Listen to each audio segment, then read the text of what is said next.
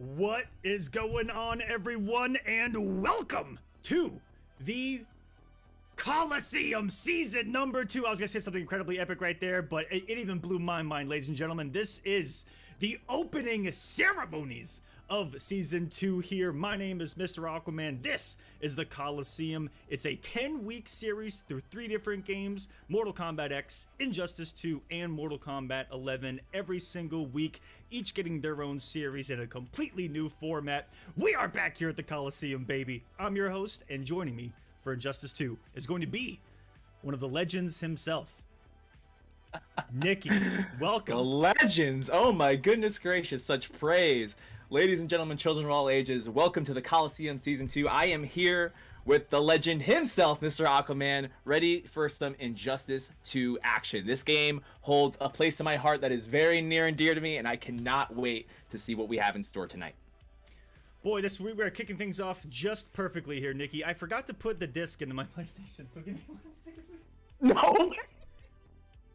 No shot. Well, you know, Injustice is just one of those games that... Cut the stream! Cut the stream! Injustice is just one of those games that no one sometimes... saw that. Sometimes, you know, with MK11 at the forefront of these things, you leave the MK11 disc in there. It happens. You know, I get it, man. I get it. It's... I'm ashamed. It's okay. Mr. Rockman, listen, it happens to the best of us. You know? And when you're at that peak level... I can't talk him down from this, guys. I'm sorry. I really tried. Yeah, you know. Hey, there's no recovery. Let the fact, you know, I kind of got it covered up a little bit, but let me, you know, I got the Injustice 2, like, statue back here, like. There you go. Let me get a little bit of credit here. What's up, everyone? Welcome to the Kolosseum Season 2. We should be on a decent roll now. Before we get into anything, guys, I know what everyone is probably asking, who is playing here today? But before we do that, I want to break down exactly how we even set a top 8 in the first place, because for a lot of viewers, this is probably your first time seeing or possibly even hearing about it. It's a completely new tournament series. I rebuilt it from the ground up. It's got a different format. These players played for 2 hours and 45 minutes straight. From those results, top 8 was set, and that top 8 is going to be playing for you here tonight to solidify their points for the week. The format... What? It's gonna be fantastic. I was just gonna get a word in there and say I love Injustice, and the players that we have tonight are very exciting to watch. Tweety and King Gambler, no surprise there, but I'm looking at Majin Brian. That name is a name that I've been hearing a lot about lately. I want to see what he's got going on. I've heard a lot of good things about Swamp King, keeping the Swamp Thing dream alive for our boy Crazy Fingers. I am very excited to see a lot of these players here tonight.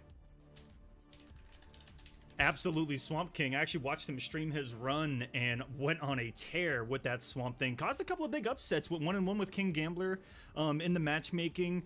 Really solid stuff. Tweety, dominant as ever, had 1 loss. And this is where this particular top 8 gets a little nutty, guys. That we did have Compa and we did have Forever King playing. They were actually number 1 and number 2 on the leaderboard. I think Forever King ended at number 3 on the leaderboard behind Tweety. But they both had another event that they were pre-committed to for money, and I couldn't let them not do that. And it was a first to 10 kind of at the same time. That's going to be taking place in an hour, if I'm not mistaken. So go check that out. It's going to be King versus Compa, but they were really high up in the seedings, and they are going to get top 8 placings in points. I am going to give them that while they go and play that exhibition. We'll be seeing them next week for sure, and they're going to be two of the big guys to look out for throughout the entirety of this season. Without a doubt. Without a doubt, that's for sure. And so once again, these guys have made it this far. 2 top 8. You're looking at this bracket and you're probably thinking to yourself, where's losers? Losers? That's for losers. Exactly. There are none here. Welcome, ladies and gentlemen, to the top 8 of the Kolosseum every single day, every single week. Each game. Top 8 is going to be single elimination. You're looking at the bracket. It's single elimination. Now what makes it kind of spicier than the pressure of single elimination is the fact that round 1 is going to be first to 3. Semifinals, first to 5. And grand finals, first to 7. We're getting sets here tonight, ladies and gentlemen. No, sorry, not even sets. We're getting matches here tonight. much matches, my friend. This is Injustice 2 peak content is what this is. Peak NRS content? Is that what you just said? Yes, very much. Yes, absolutely. This is the pinnacle of NRS content. I want to see people upset after they lose in this bracket. Like, I want to see people upset. Yeah, me too. Yeah, I really want a lot of hostility and negativity and toxicity. All of the above. Is that what we really want here? Oh, I'm so sorry, guys. All right.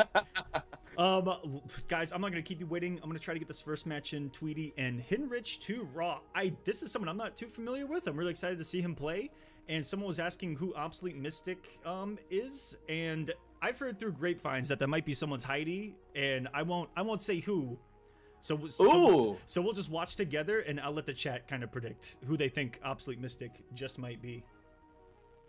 Heidi accounts are a toss-up sometimes, because I feel like you have to already be somebody to have a Heidi. You have to be worth hiding, you know what I mean? You have to be worth hiding? You know what I mean? Like, if you just have a Heidi account and you're not good at the game, then what's the point, you know? You could just be anybody. With all due respect, it's someone who probably is worthy of, like, having a Heidi. Like, it's actually one of those that's probably yeah, if it's who I think it is, it'll be a fun one. But let me get the PSN for Hinrich here while I send out the match. Tweety gonna be first on stream this first round, guys. 1st to 3, single elimination. This first round is winner go home. But if you notice, let me pull the bracket again. If you notice, 4 people are gonna tie for what is technically like was it 5th through 7th? 4 people are going to tie for that, so the point spread is actually not as crazy as some other series are. You know, all 4 people that lose in round 1 get the same points, and there's not as much of a jump from those points to who wins the tournament. You know, one thing I really don't like about these other long series, just being honest, Nikki, is the fact that, you know, 1st place gets 500 points and 7th place gets 30 points. Like, how the fuck do you overcome that? Sorry. Yeah, no, you're totally right about that.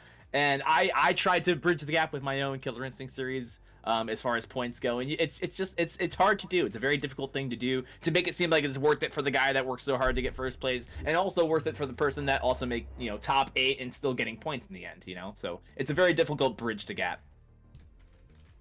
Absolutely. Just setting everything. Here is the schedule. And you know what, Nikki? Tell them about it. Look how simple the schedule is. It's not going to change every single week.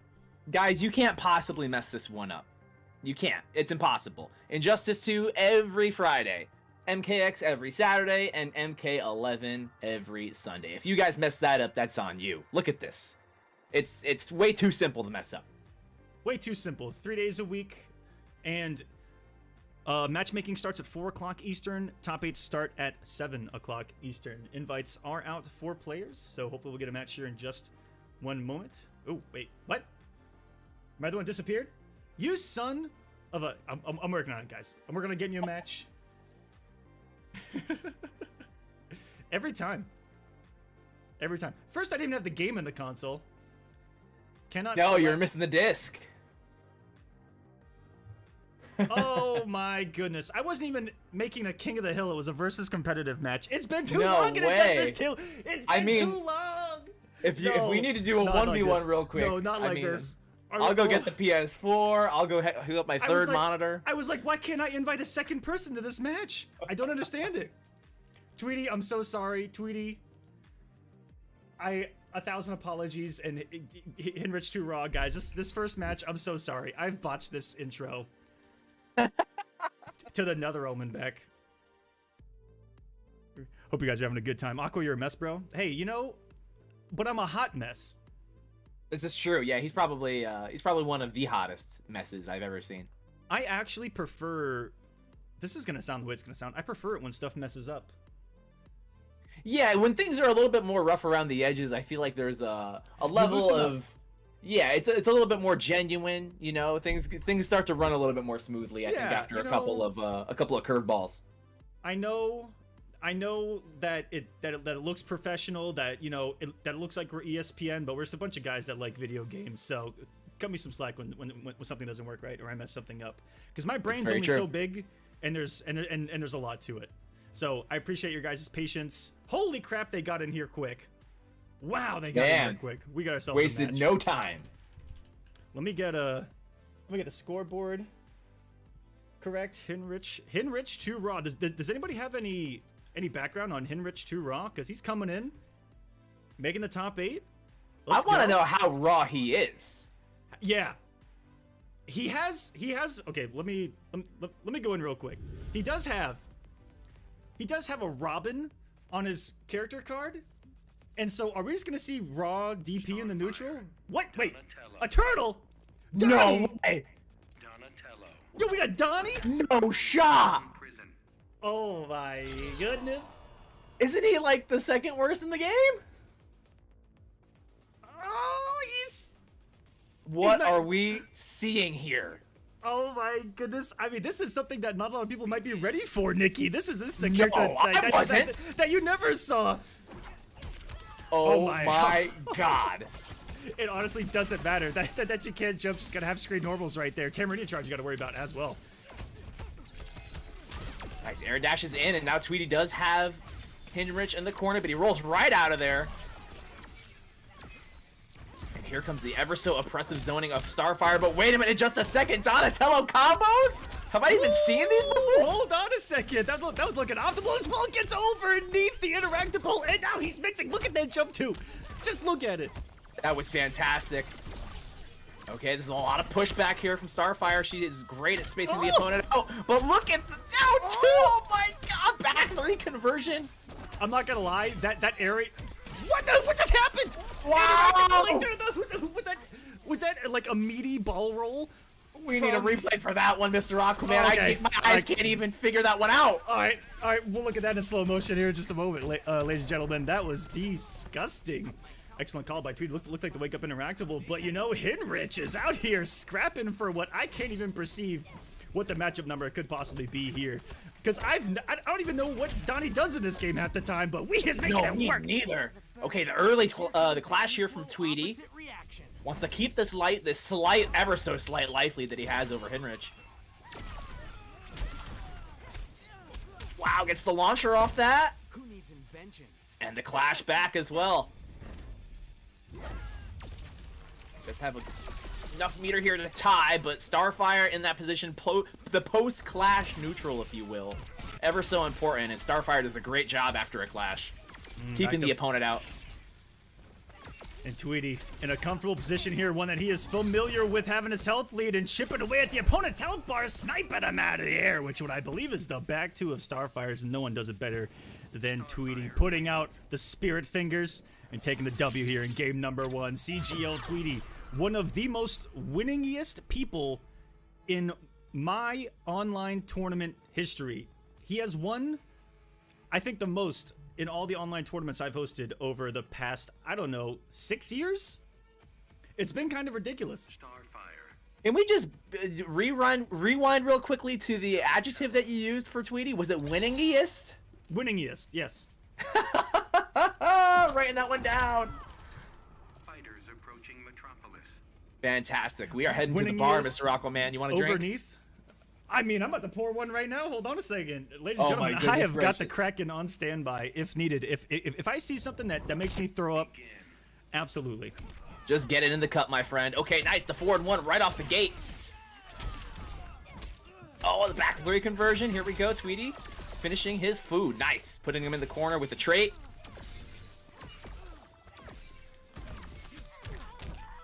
Oh, rolls through the zoning. That was so good from Hinrich.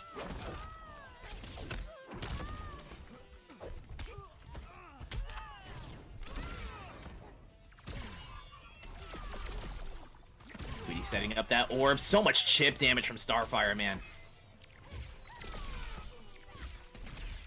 Oh, this is looking like a nightmare. Nice use of the interactable, but he didn't believe enough off of it. Had plenty of hit advantage, and what in the conversions was that from Tweety as well? Yeah, that was a great down 2 conversion. Very rare that you see stuff like that, but Tweety's got those for sure. And just content to walk back and control space. Donatello's got to find a way in here. Setting up those traps from back there. I don't think that's going to do him a whole hell of a lot of good. Oh, finds the dash up low. Very nicely done. You have to wonder how much Donatello experience that Tweety actually has.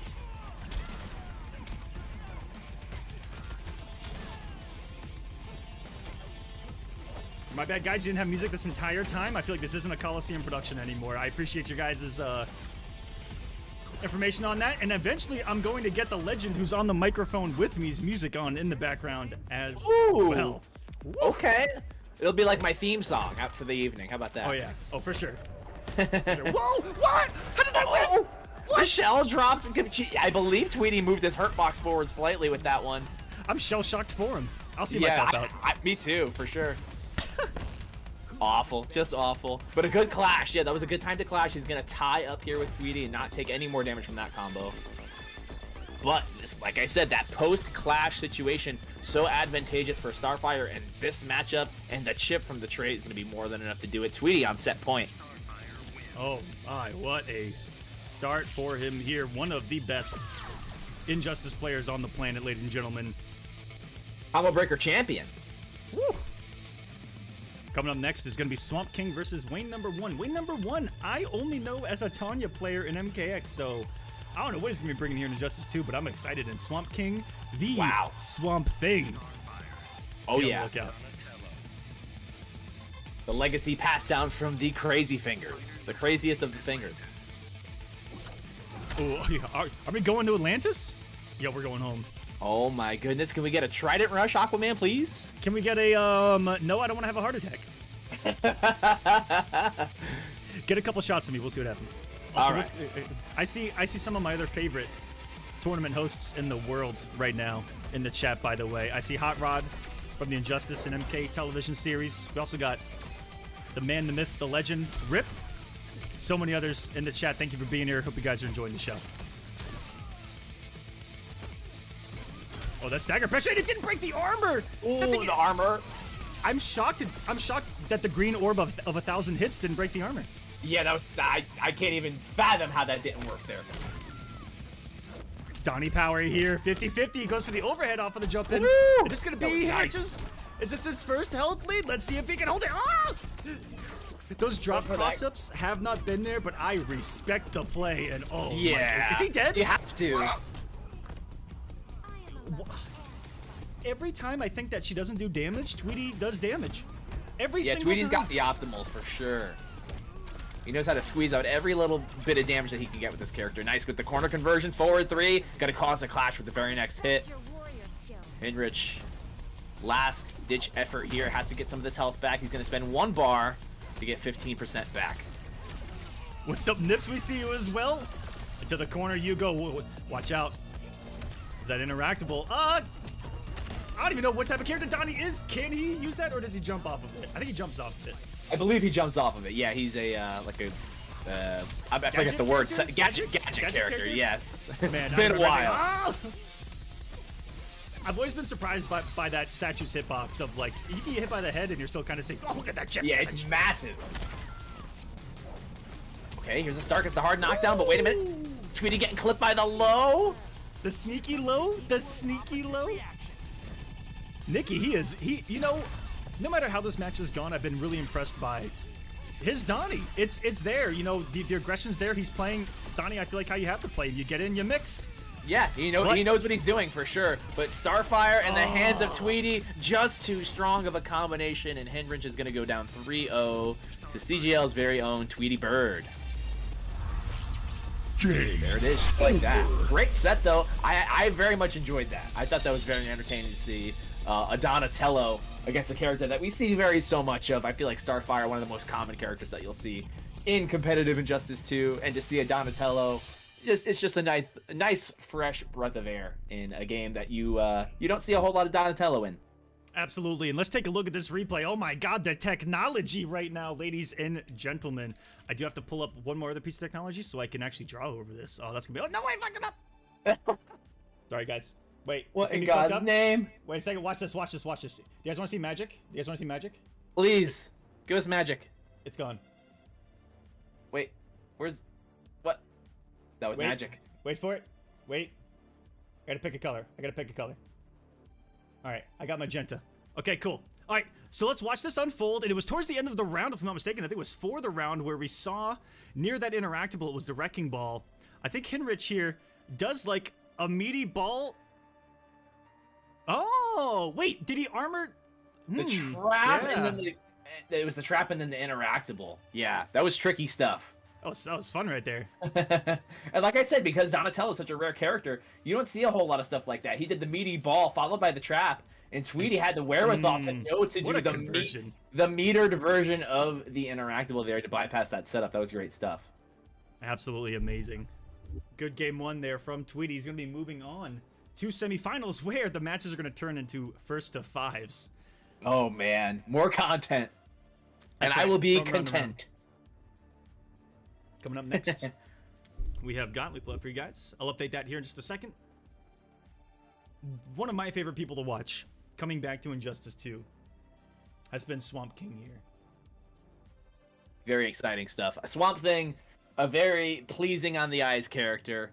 Just as far as seeing him do these big, massive normals that control so much space, and he ended up being. I think a lot of people still sleep on Swamp Thing to this day. He's got some stuff, man. I don't care what anybody says. He's got some pretty nasty stuff. I love his trait. It's ridiculous. Yeah. He actually reminds me a lot of Kotal Khan. Like he's got those big advancing mids, you know, has the command grab to back it up, you know, really similar gameplay to like Sun God back in MKX. Like that's what kind of transferred over kind of to Swamp Thing, on top of some of the most unique moves and trait that I've ever seen. Like when you master his trait, when you get Swamp Thing going, he's got a lot of safety, he's got huge damage. Plus frames out of nowhere. Meaty Log. Do you remember Meaty Log? Does anyone here remember Meaty Log? Is it like plus 20? Plus double digits for sure. So what you're telling me is you're going to be the next up and coming Swamp Thing player upon Injustice 2. I would play Swamp Thing if I ever went back to this game, 100%. It's not even close. Invites are out, gentlemen. Oof. So Wayne number 1, you said, is a Tanya player from the MKX. What would be the equivalent of that in Injustice 2? Probably what we saw out of another Tanya player in Revit Leafing. It was Cheetah, just because they want to be airborne a lot. They want to be mobile. But it looks like chat said that Wayne plays Harley, says King Gambler. Interesting. Okay. Which I mean, kind of makes sense. Also, can Hinrich, can you back out of the room, please? I would appreciate it. While we get this next match in here. Thank you, sir. We got Swamp King just waiting on the Wayne number 1. Someone said in chat, how do you sign up to compete in these tournaments? Smash.gg/Kolosseum. And there are videos right there on the page. One of them walks you through every single detail about the series that you need to know. And then the other one, I walk you through how to actually use Smash GG in this tournament.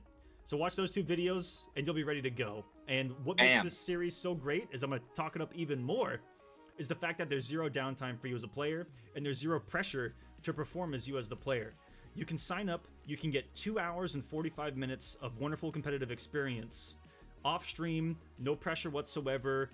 There's no going 0-2. Even if you don't win a single match, you're going to get about like 10 matches of experience with some of the best players, and it's just a win-win for everyone. And then you come on stream, you play in a hype little top 8 bracket like this, single elim, have a good time. And that's what this series is meant to be. It's just us enjoying these games again, Nikki. Yeah, that's what I'm here for, man. I love Injustice 2. I said it early on. This game is very special to me. It was the first game that I got into competitively besides Killer Instinct, where I was able to make a little bit of a name for myself. I was like the 47th best Catwoman in the world at one point. A little bit. But I really, really feel like this game is just getting fleshed out at this point. You know, it's been out for, 4 years. It's seen through another cycle of an NRS game, for Christ's sake. So the players that are still playing this game and enjoying this game are still figuring out stuff, or they've at least figured out a lot of stuff since the last IPS2 or EVO or whatever the last big Injustice tournament was. Round Star anti-air command grab. Oh my lord, Swamp King pulling out the bag of tricks early. Woo! Saw gorgeous setup and coming from downtown with the forward 3. Oh my god. That was something else. Wow, Wayne number 1 pulling out all the stops here as well. Ah! They're going through each other already. Love what I'm seeing from win number 1 with those raw forward threes. That's not something I would have expected coming back. And speaking of a forward three, my golly gosh. He got hit by the slowest one in the game. Yeah, that is the slowest one in the game. Hey, it hit him. Can't be that bad. Oh, that's a mix-up. That's a mix-up. Every down one, he's got that tick throws. I think that just that back one is plus as well in the block. And we see Brainiac in the background enjoying his throw. No conversion off the entire tree. Wonderful patience there by Swamp King. Could have interrupted the cartwheel, but chooses not to. A lot of meter for Wade number 1 before the cupcakes come out. Air escapes into the pressure of the clown, and he's getting shredded right now. And that is plus frames off of that EX move right there, too. Wayne the Whale trying to get rid of this last little bit of life bar. Oh, my lord. He tried to be more optimal than he needed to be right there. The slam, and welcome to the jam. If you'd have spent the bar, I think she was dead. Keeps it so safe. Tries to go for the jump tree. Hits him from downtown with the clone. Woo. Okay, Wayne number 1 staying alive. 50 health. But what can he do with 50 health? Rolls right past the flowers. Ah, that is such a strong wake up right there, Nikki. And it's one of the other things when we talked about what makes Swamp Thing actually kind of awesome. This dude's wake up is annoying. It hits everywhere. If he EXs it, it's safe. Wait, what's it called here in Injustice? Meter burn. Meter burn, yeah. Fuck, I don't know. It's been quite some time. Oh no. When he meter burns it, it's safe. It hits everywhere. If he's got the garden up, it's got armor. Like, leads into huge damage. Swamp King showing out right now. This is 1-0, right? I'm not behind. Yes, this is the first. That was the first game. Yes, I would like to see Wayne maybe chill out a little bit and maybe go for just some more raw gunshots to see if he can bait Swamp King a little bit more. But it also is risky because there is the threat of the command grabs too. And every time he tries to get what Harley gets to do against a lot of another one of the slowest strings in the game right there. You see the second part of it. Clipping him into huge damage, the restand, and every time Wayne has jumped right now, Nikki, he's just gotten clipped by that tree of life. Yeah, he just tree of death right now, I think. But here's the throw. Gonna throw Swamp King into the corner, and now Wayne has that entire stage to work with. But he's gonna choose to go in, and yeah, gets clipped by the combo there. Now mid screen, goes straight into trait and neutral. I'm not sure about that one. Finds the corner though, and gets the syringe too. Damage over time here for Swamp King. Plus frames, jumps back in. What defense? Not jail, but yeah, look at that. The defense here from Swamp King. 2 for 2 on the air escape, getting punished into a hit advantage jailing mix-up. So, oh my goodness, that's disgusting. Okay. Oh, from downtown. But can he kill with this? Yes, very much so. With the down one at the end to finish the combo. I'm disgusted. Did he just wing whip a that forward thing 2 just to put himself into forward 2 range? He did, and he bounce canceled it. I'm done. You're gonna see really similar things from Swamp King as well. Look at him using the armor on the stand tree. The stand so tree. Impressive, the stand tree. Do it again. That's the Hayate normal. Stand tree. Stand tree. You even said it like him. We're twins. That's true.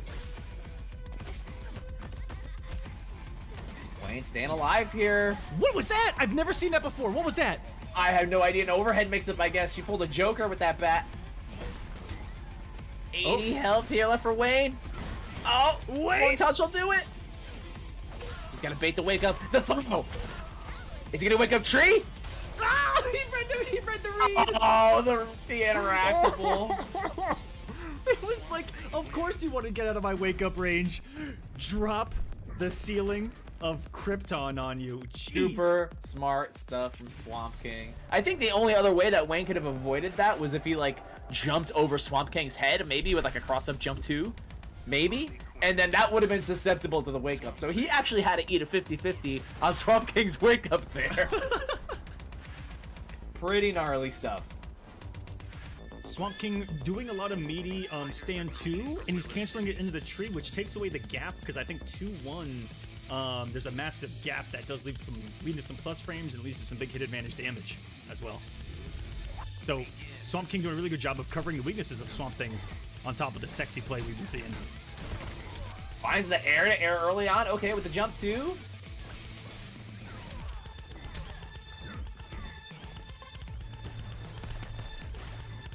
Oh, the Cupcake bombs just shy.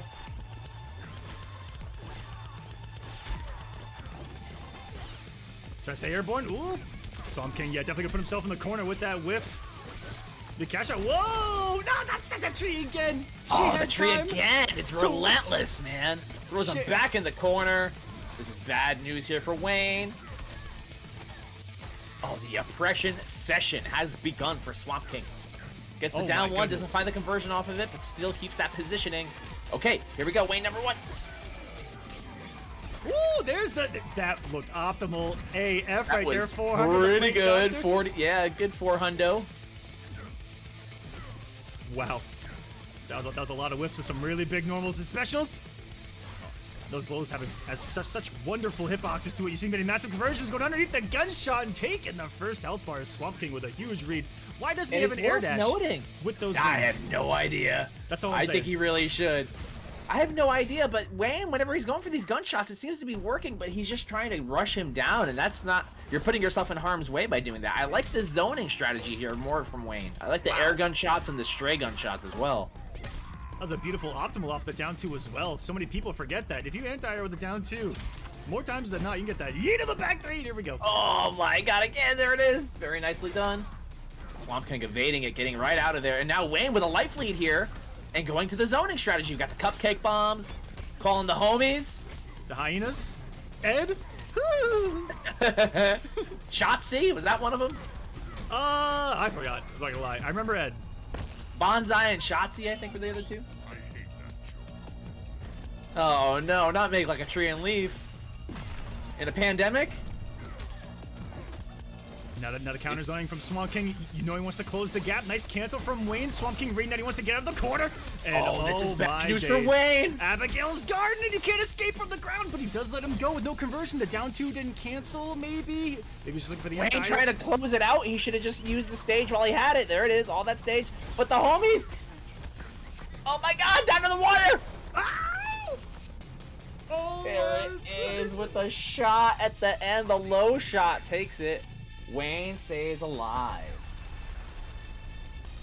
Whew, you're right. It was the adjustment to simply stop disrespecting this man's wake up and stop going for these cross-ups. You know, when he scored a knockdown, the way he's been covering with the hyena has definitely been the smart thing to do. Yeah, using it in neutral, probably not the best idea. And then walking back and using the stage to shoot those guns and the air guns, you would... I don't know, it's just silly not to use it in my opinion. You have a really good zoning tool, or at least a pretty decent zoning tool in this matchup.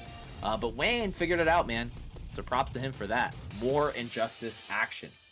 Don't forget to use that Matcherino, folks. Use the Matcherino link. Add some money to the prize pool for these amazing players. Yes, right now it is just the prize pool for the finale that we're going to be building. So guys, click that link, go to the Matcherino. If you hit claim code, it'll add a free 30 cents to the prize pool. You guys can also donate directly. Again, this is going towards the finale, and this is an 8-week season leading into a 2-week finale that's going to be top 16 players in each game, narrowing down to 8 one week, and then top 8 the following week. So keep adding that prize pool all season long. And let's get these guys something to play for. Appreciate all of your guys' support over the years. You've been the fucking best ever. Ooh. Thank you. No censor. Oh, starts out with the low drop kick early on. Wayne number 1. Not fooling around here. Serious business. Wake up log. What a... Oh my god. Dropping a log.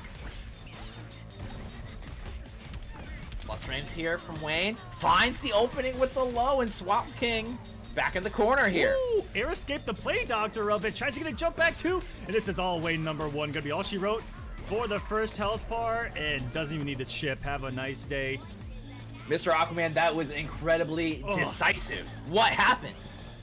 Wayne making an adjustment here against Swamp King. You know, he kind of got hit and he kind of died for it. Making one big read out of the corner and paying the iron price. Here comes Abigail's garden. Swamp Thing is still a hit away from tying us up here. And it's gone. Oh, and again, that low drop kick. Swamp King is not checking his toes. His What toes the are getting fuck? painted. Oh. What was that cross-up hyena setup that I just witnessed, Nikki? What in the filth? Is some nutty Harley Quinn play, but it is working here for Wayne number 1. Oh and my Swamp God. King is in shambles. The Can I get a- defense is failing him. Oh, the jump two's working out. 50-50 time. No, no, no, no, no, no, no, no. Why has that been so effective? Way number 1 is swagging on us.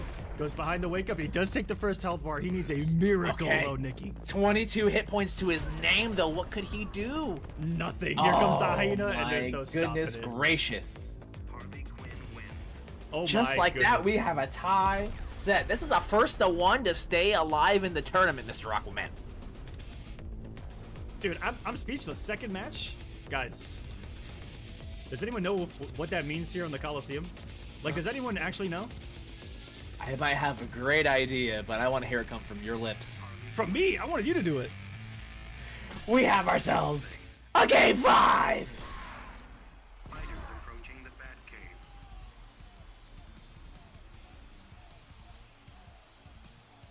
Here we go, ladies and gentlemen. Ignite the Let's fires. Go. 2-2, single elimination. Someone's dying today. Here we go, Swamp King way number 1. First round of the Kolosseum Season 2, week number 1. Drawing first blood is Swamp King, overcommitting on the forward 2. He's gonna pay some big damage. Nice air escape though, and look at the reward. Gonna get a juicy knockdown here. Yeet! And the damage on Swamp King paying off. He changes his jump arc to the actable, and look at this setup that he's got going here. What a sequence! Way number 1 can't let the nerves get to him now. He's got to stay solid. He's got to hold down the fort, stick to the strategy that's been helping him win this entire set, which was the zoning strategy mixed with the Oki of the hyenas. Oh my god, did he fully charge that forward 3? Animalistic. Animalistic is the proper word here. That was so raw. What is all this whipping going on? And then watch your toes. Swamp King taking the first health bar here. Game 5. Gets Abigail's guarding up. Gonna be taking dot damages. Wait here. What a neutral micro dunk into the armor, but he whips the slowest normal in his possession. And and here comes Killer Croc, looking for dinner, and says, "I'm not a vegetarian. Get that out of here." No, we don't want that. Give me some meat. Last life bar, folks, of the set. Here we go. Way number 1 in trouble here. Ooh, pocket sand. Nice. Block escape there from Wayne, getting out of the corner. Oh my god, that far-reaching normal there from Swamp King. So advantageous in that situation. Baited the wake up, but still got clipped by the follow-up. Gonna burn the clash here is Wayne number 1. But he's actually gonna lose some life for it. He did not have the meter lead, and now he's in a bad situation. The log, so active, such a huge hitbox. Woo! And just like that, the jump back conversion from Swamp King is going to be enough to finish the set 3-2 over Wayne number 1. But a great attempt at a comeback, taking it back 2 games when Swamp King only needed 1 more to finish it out. That was what we like to see here in the Kolosseum. Just like that. 3-2, Swamp King, who I think didn't even think. Now it's too loud? All right, I got you. How about now? Swamp King, before this top 8 started, thought that he wasn't even in top 8, let alone coming in, getting a W, and is now guaranteed top 4. He is in winners, semis, finals. Oh, he will be facing off against Tweety, who he was looking for the match with all matchmaking long. That's going to be a huge one. I'm excited to see that. I know Tweety has a lot of Swamp Thing experience for sure. And Swamp King is, he's coming for the throne, man. Tweety's a very well-established player. Swamp King is in a position where he's trying to make a name for himself. Now's your time, Swamp King. That's right. Now is the time. He is running into what is going to be Swamp Thing versus Starfire, which I don't even want to play from here. I don't even want to play it in my mind. So no, I'm glad I'm on the mic. But if there's a matchup to warm up, for Starfire, Harley's zoning is incredibly comparable and really hard to work around. And you saw his use of the meter burn roll. I don't even know what to call it. It's been so long. I think that's what we call it. Is it? I believe it's meter burn roll, right? Yeah. The meter burn rolls to get through the zoning. He closed the gap really well. Those YOLO back forward 3s, I think they are, where he low profiles and then comes up with the yeet. All those reads coming in clutch against the zoning. We'll see if it comes in handy against Tweety here in just a bit. But we do have ourselves another match coming up. Let's take a look at that bracket. It does take me a second to update it, guys, so I will be on it here in just a moment. But I'm trying to get these matches moving along here in round number 1. We got King Gambler going up against Obsolete Mystic. And ooh. And Little bit of controversy with this one, huh, Mr. Aquaman? Yeah, this is supposedly someone's hiding, ladies and gentlemen. But how obsolete do you think they actually are? I mean, if it's, doesn't obsolete mean like you can't even burn it because it's like a self burn, right? Yeah, it's like not good. Yeah, he's like saying I don't know. So if he's an obsolete mystic, it would mean he's bad at making reads, right? Because he wouldn't know the future. Yeah, exactly. But Okay. that could also be, I don't know. That's not necessarily a bad thing. Not knowing what happens next. I feel like that's what all of us are anyway. Not Killer Instinct players, baby. We're a little different. What's that supposed to mean, Nikki? That's all we're good at is making reads. We don't really play neutral or anything else. That's just about all we do. We're good at one thing.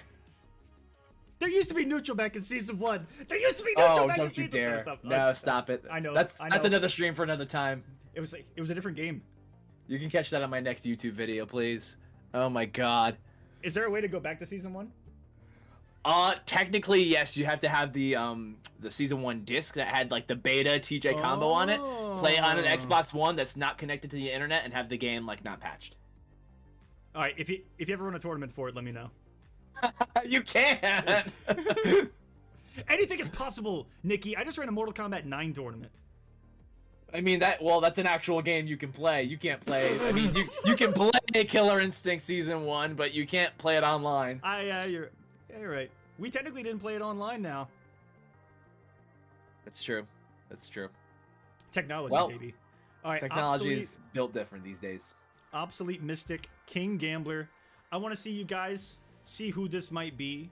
And maybe it's not a Heidi. Maybe someone was trolling me immediately when we started this in chat. But someone was like, I think this is someone's Heidi. We'll see how it goes. So maybe it's someone that we know. Maybe it's not. We'll see what he's got here against King Gambler, who did really well. Watch this poor guy. Watch this poor guy probably be just somebody. Like, he's not on a Heidi. He's just doing his own thing. He's just trying to make a name for himself. And we're giving him all this flack for no reason because of what somebody said in the Twitch chat. Our careers are over. We got to pack it up. That's how we do it. It's about time, honestly. I'm actually going to pull up the standings from the matchmaking guys just so we can kind of go over it together. I can't pull it up directly, but I will have standings on future weeks. Standings are just going to be right down here below while we're live. Awesome. I'll be able to pull them up. You guys will see them right there. Just as a heads up for future weeks, you guys will be able to see kind of where people are the week prior right down there when we get that ticker up. Just waiting on Obsolete Oracle to get in here. Oh, he's an Oracle now too. Nice. Oh wait, is that who I invited? Are there two different Obsolete gamer tags? Obsolete Mystic. Maybe I just invited the wrong Did I put Oracle? What? Am I thinking about the Matrix 4 too much right now? What's happening? Is the gamer tag different from the Smash GG name? Not at all. I'm just tripping balls, Nikki. It happens. Please don't judge me. Is the disc in the console, Mr. Aquaman? I definitely invited the wrong person. I definitely invited Obsolete Oracle. Did they join? That would be the real kickers if they were online and playing Injustice 2. Yeah, and accepting the invite. I would have been like, holy crap. I have done that a couple of times, fearful that whoever I invited would show up. My bad. My bad on that. I didn't. It's like a TO's worst nightmare. Why did I have Oracle on the mind? I have no clue. Oracle Mystic. That's the same thing Medium. Right there. Yeah. Psychic. It's all in the same boat. Yeah, they're all sailing together. Sure. You know, it happens, but that's all right. Ian Ader saying, when does MKX start? Guys, what the beauty about it is that all of the times are the same. Each game, each day. Matchmaking is going to start at 4 o'clock Eastern. That's when players will play their matches and set top 8. You guys will get to play the entire time. Get nothing but endless matches. You can't go 1-2. It's going to start at 4 o'clock Eastern, and then top 8 starts at 7 o'clock Eastern right here on Kolosseum Studios. Can I get Obsolete Mystic to accept the invite? Please. At your earliest convenience. As per our last email. As per my prior request, can, can you please That's join how you me? know somebody's popping off on you in an email. If you ever get one of those, somebody's being toxic in the emails, the business emails. Am I being punked right now? No, you're not being punked. Not by me anyway. By absolute obsolete mystic. I don't know. I don't know what's going on. Even you were struggling right there. I heard it. Yeah, absolute gonna- obsolete. I'm gonna update the Something. bracket while we're waiting here. Mystic, Wonderful. I'll give Mystic until the time I get this updated, and maybe like a minute more, and then if not, we'll just move on. That sounds All right, good? that sounds fair. Yeah. So if they're not here, what's the match we have at the end? What's the fourth match? It is going to be. I was just about to update this. Dang it! That would have been clean. You got Majin Brian versus Kessler. Kessler I watched versus Swamp King, and it was an amazing match. And Majin Brian. Woo! I've heard nothing but good things. Amazing Adam, and I think a couple other characters as well. I don't know why I'm thinking Black Adam. Black Adam or the Adam? Maybe both of them. Ooh, the Adam Yeah, brothers. maybe. I may be wrong. I may be completely wrong, but that's just a nice little educated guess right there, Nikki.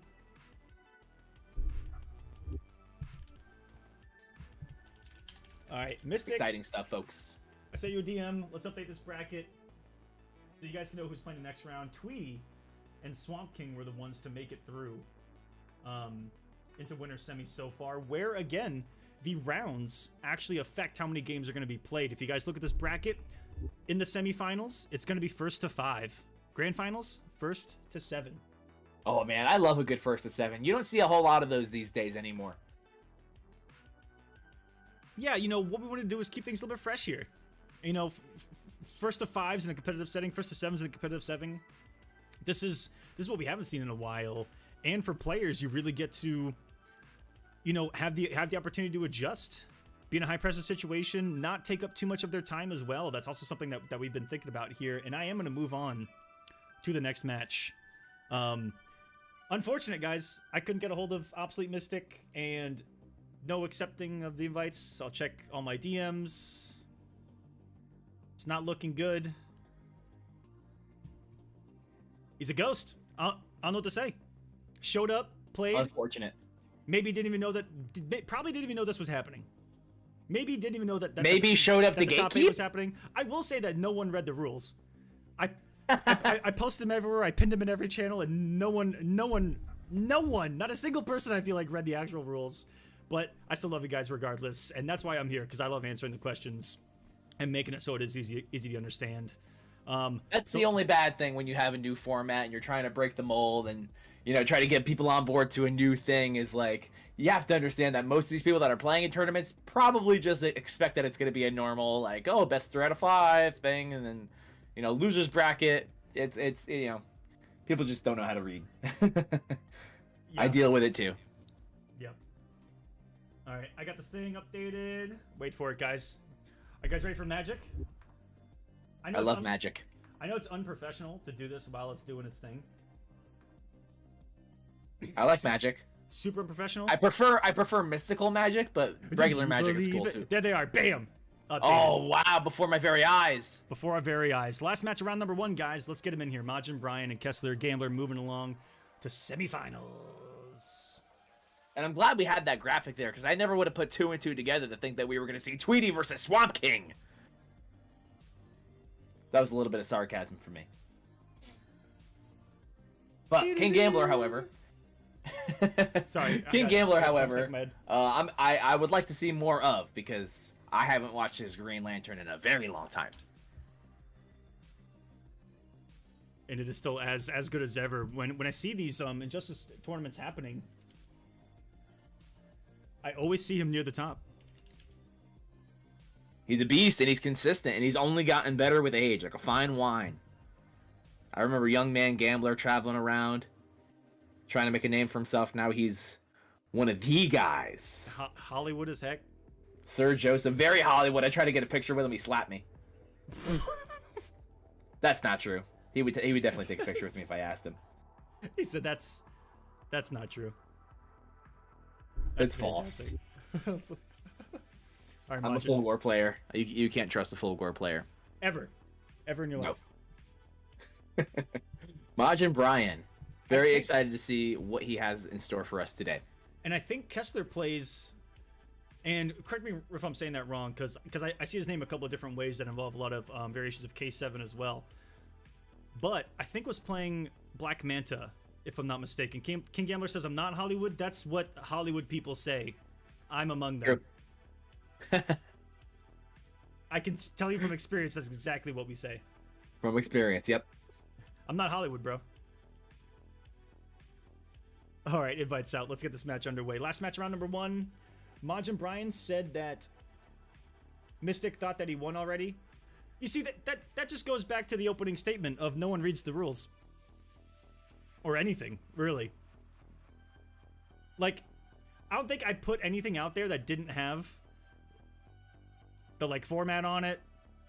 Or anything like that, guys. There is a top 8.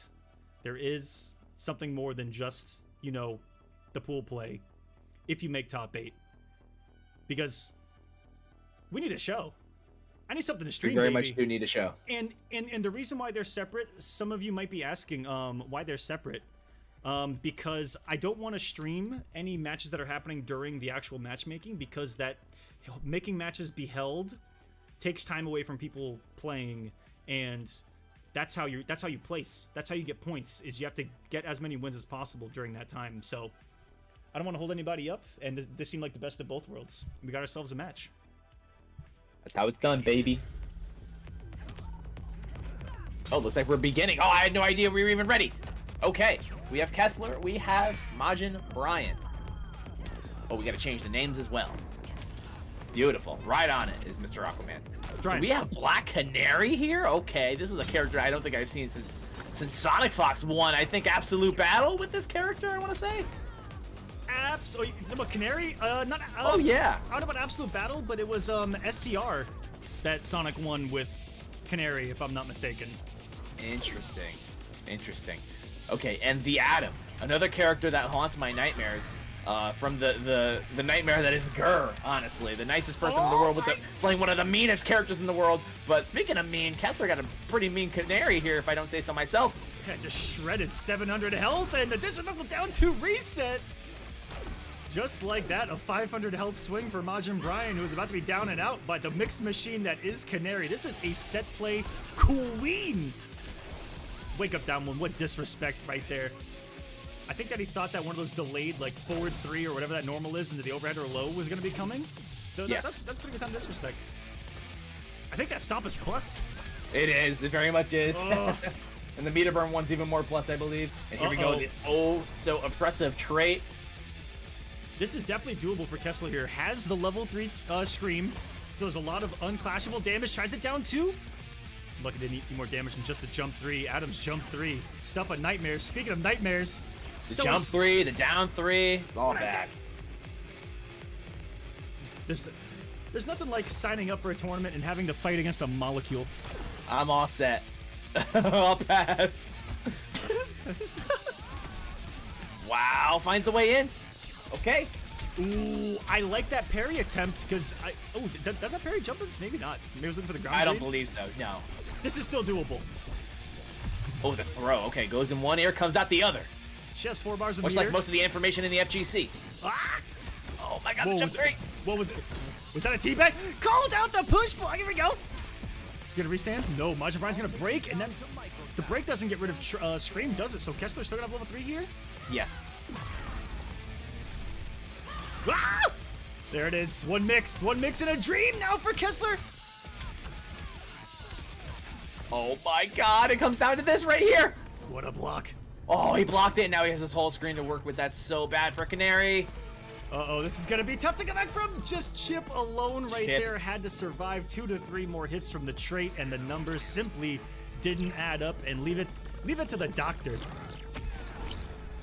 the Atom, to figure it out. That trait, and you'll notice that Kessler died with a little bit of meter there. He could have push blocked it, but it is very difficult to push block that trait. It is not easy. There's not a whole lot of blocks. There's not a whole lot of it's not a big window to push block it. It's very small. So the window that you have to actually push block it, incredibly difficult to do. You have to not only be ready to block it on the right side, but then push blocking it too.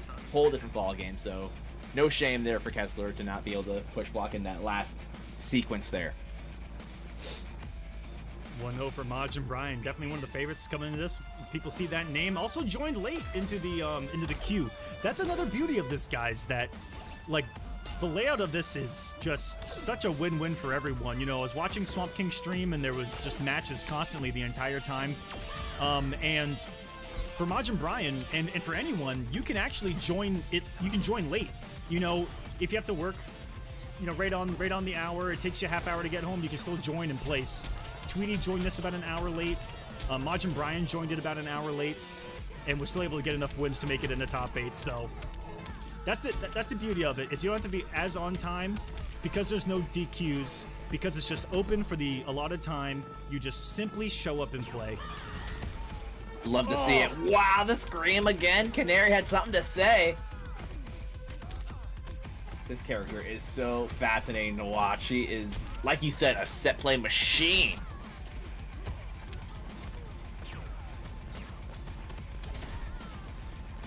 Then last hit. Clutch block. No, it was the last hit. I thought that the block was the final one. We were about to get a punish, and it would have even caught me off guard with that final overhead. Beautiful roll into the down one kick, and look at the position that he's got here too because of that aggressive read. Out of the tree. Yeet. Wow, the big yeet. Very nicely done there from Kessler. I think he wanted that drop kick to cross up, maybe. I don't know.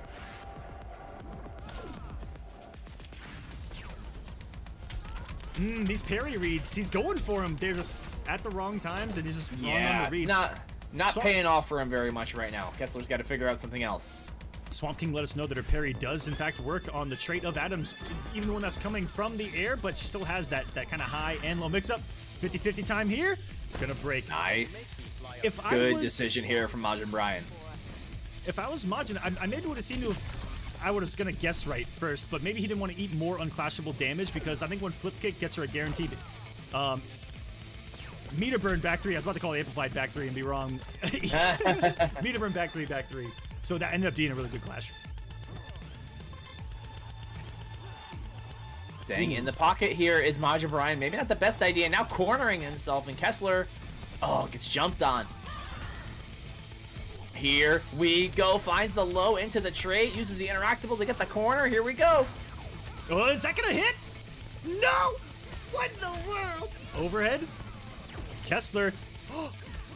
Get away with the wake up teleport. Huge. Oh, but yeah, gets out of the corner again. Here we go. That might be it. Through the interactable, and just like that. What a play from Kessler, using the meter burn back 3 to get through the hit of the interactable to punish, get the launcher, and takes the game over Majin Brian. That was fantastic stuff. 1-1 here. I cannot believe some of the huge read, because Kessler did it in game number 1 too, with that meter burn back 3. He did it on a jump in to bait a push block, and he did it there to bait the interactable. Like his armor reads have been fantastic so far. Ooh, going with the hot pink jacket. He means business. I love the customization in this game, I will say. Some really cool accessories for the characters in this game. Here we go, game number 3.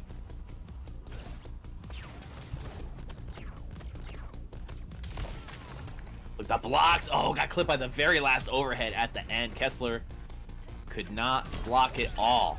But, oh no, wow, absorbs the hit of the jump in. And Majin Brian gonna be in a great situation after this. The parry had just run out. Again. 277 still on that, puts down the chemicals, and no matter what Kessler does here, I feel like he's dead from the dot damage, and it's exactly wow. That. The damage over time damage. Science. Oh, the low again into the cross up. Mamma mia, Kessler knows all of his ranges for all of his mix-ups. He can still take this health bar in one sequence. That's what's frightening about Black Canary here, Nikki. No! That was it! That was the moment! That was very much it, and that could have been like so much damage with Kessler. He had the meter, he had the trait, he had everything he needed to make Majin Brian pay for that. Oh no, and now we're seeing such a shift in momentum because of it. Actually hit Adam in the trait! What in the world is happening right now? And nothing off of that. Those were all just stray hits. And he finally gets a combo here. It does take the round without losing much of his health. Wow, still Kessler able to keep this in a pretty decent situation given what happened. Can he keep Brian in the corner? No, not with that trait. The defense has been stupid, but the last hit catches him again. Commentary curse.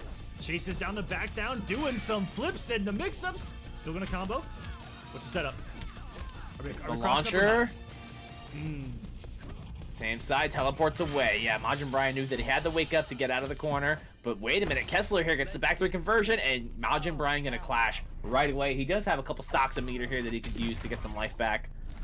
Just goes for the 1. Interesting choice. Had Kessler used his, he would have tied. Ooh, tries to meet it with the stomp. That was a little sluggish on the chemical. Kessler definitely could have challenged him there. He's gonna eat all this damage and goes for our first ride of the night. Oh, 275, and there's Two-Face in the back going, holy crap, that must have hurt. Goes for the setup instead. What is he? What? Wait, what's happening? I don't know what's happening. Somebody hold me. Nikki, hold me. 15 health. Oh, he's dead. He rolled into it. He's still alive. Oh my god. He just bounce canceled the jump. No!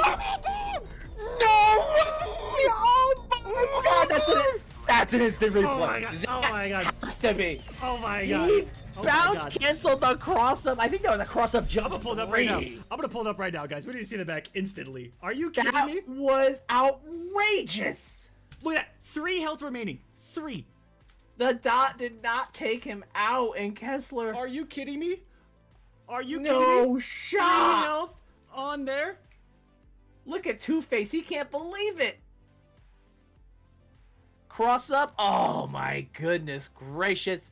Jumps right back in with the jump 3. Goodness. That was something to admire. And Kessler on set point against Majin Brian. Majin Brian's got to be kicking himself for that one. Ooh, gets the conversion here. He's had a couple of tricky risks with those scream. You know, earlier he did a down 1 scream that got the counter hit. Yeah, there's a little bit of a mind game to it. It's kind of like Sindel's scream in a way. You know, the fatal blow might not be as or excuse me, the trait might not be as good as her fatal blow, but oh my god, the defense here from Kessler. He's only got the last. That the last hit's been a curse for him here, Nikki, but it still hasn't been enough to take him down. Drops the ender, still got 377. Black Canary hitting like a grown-ass woman and is gonna take the round off of this. No, the air escape from Majin Brian to stay alive. Traits out to get out of this corner. It says we're gonna reset neutral back here to mid-screen, coming in with the Trinity kicks. And a teleport, hard to blockable there. Resets. Woo, we ourselves a match here, Nikki. Using the interactables to avoid the stomps. My god, Kessler super active, but jumps right into the anti-air of Majin Brian, who finishes the conversion with the jump 3 and has all of this space to work with now. Just like that, meter burn rolls in and finds the round with the sweep, the down 3. Nice stuff from Kessler. I'm surprised I remember the notation for so many of these moves here, Mr. Aquaman. It's all coming back to me. You ain't lying. Nice conversion there. What a lead for Brian here, who has turned things completely around. Keep in mind, he was down about 50-60% in the first round, and Mama Mix is coming into play. No, that was going to be the restand and another 50-50, and he committed to the overhead. Now it's going to be quite some time before that screen comes back. Wait a minute here. Brian, but he is going to come off the clash, and it's right before he got the second bar, and I don't want to go to Microtown, man. I don't want to do it. No, please no. No thanks. Didn't spend anything, just left it as is. Majin Brian just wanted to end the combo there. Wait. Very interesting, but he does keep his meter.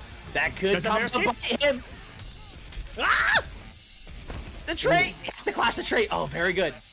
But doesn't have anything to spend. Majin Brian has a bar meter still. Oh, chip territory, dot damage. One touch. Damage over time. Just wait, he went for a jump 3. Oh, the interactable. I can't believe he didn't just throw down the chemical. That, well, right there was why he thought that he was going to wake up with a scream, which would have hit the chemical and he would have died. Because he actually did have level scream when he woke up right there, so he did have to make kind of an aggressive read that he was going to wake up scream. That's entirely true. Yeah, that's very much true. Ended up being the play there. Majin Brian sending us to another, Nikki. We got ourselves another game number 5, baby. Light it up. Let's go! I love it. I'm in love with it.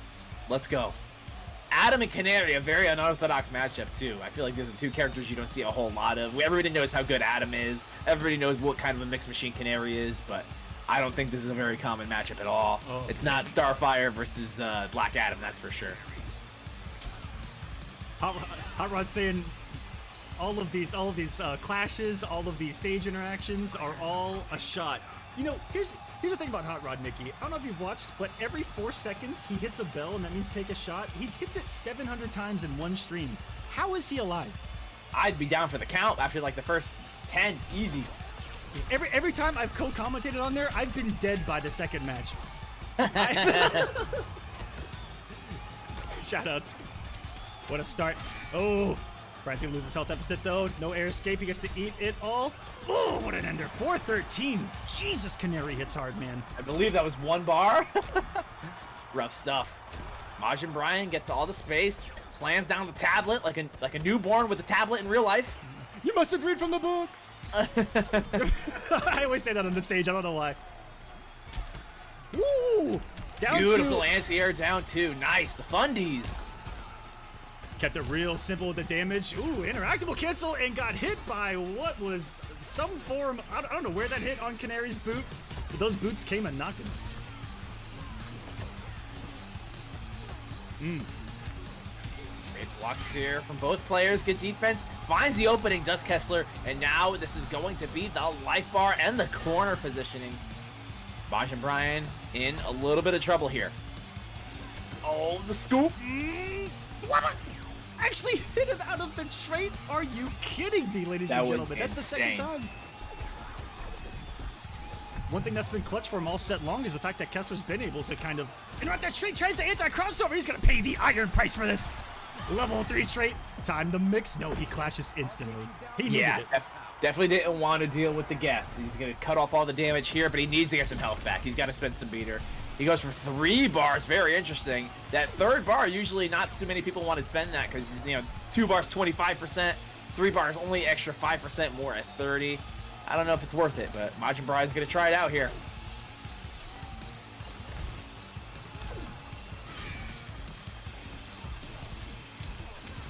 Kessler has the corner here. This is scary stuff for Majin Brian. He doesn't have Clash anymore. Only has the air escape, but doesn't want to risk. Just going into another button, and he's gonna need it. Oh no, not the bends!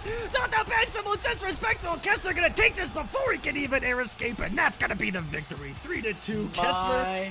Oh my goodness. That went from Majin Brian trolling him on a victory to losing this set, pretty much. That was insanity. GG's. That was some fun injustice bags. too. Not the speed bags. Not the bags. The counter bags. What a match. That was incredible. Great Game 5 set. Once again here in the Kolosseum. Season 2 off to a great start here tonight, Mr. Aquaman. Jeez. What is happening right now? And it's only just begun. That's the thing. It's only just begun. Yeah, these matches, or sorry, this bracket isn't huge, right? It's only 7 matches. But we're just through round number 1. 3 matches to go. But they're barn burners, Nikki. It's going to be 2 first-to-5s coming up. And let's take a look at semifinals, ladies and gentlemen. It's going to be Tweety versus Swamp Thing, King Gambler versus Kessler, both in first-to-5s. That's insanity. I can't wait. I'm ready. I am ready. I think I might get my wish. I think my favorites here are Tweety and King Gambler, and we might get them in grand finals.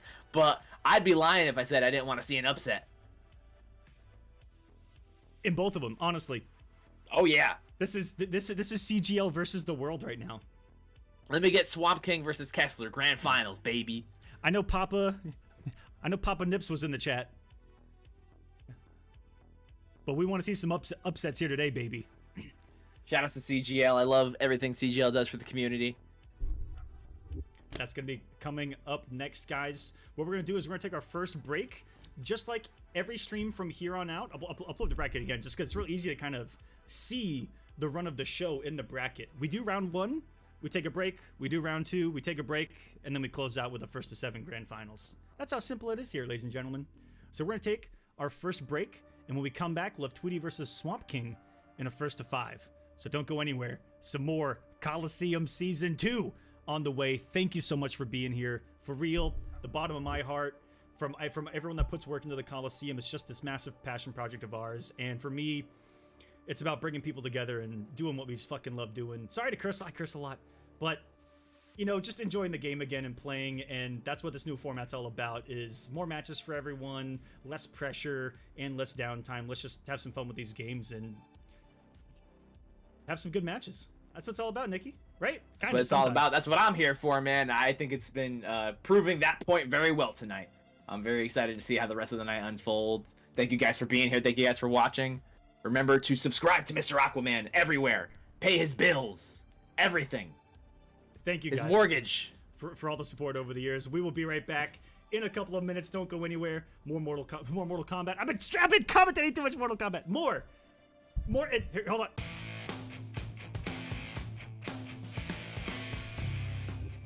Welcome back, everyone. As I was saying, we will be right back with some more Injustice 2 in just a moment. Don't go anywhere.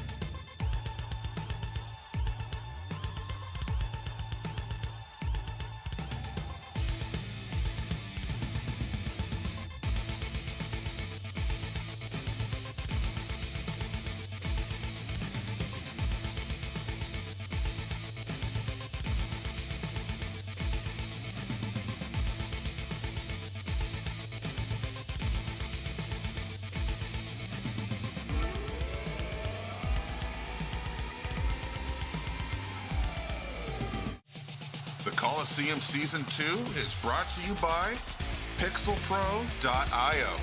Empower the creators. And the Kolosseum Studios. That's right, we're our own sponsor. Check out events, merch, music, and more at Kolosseum.gg.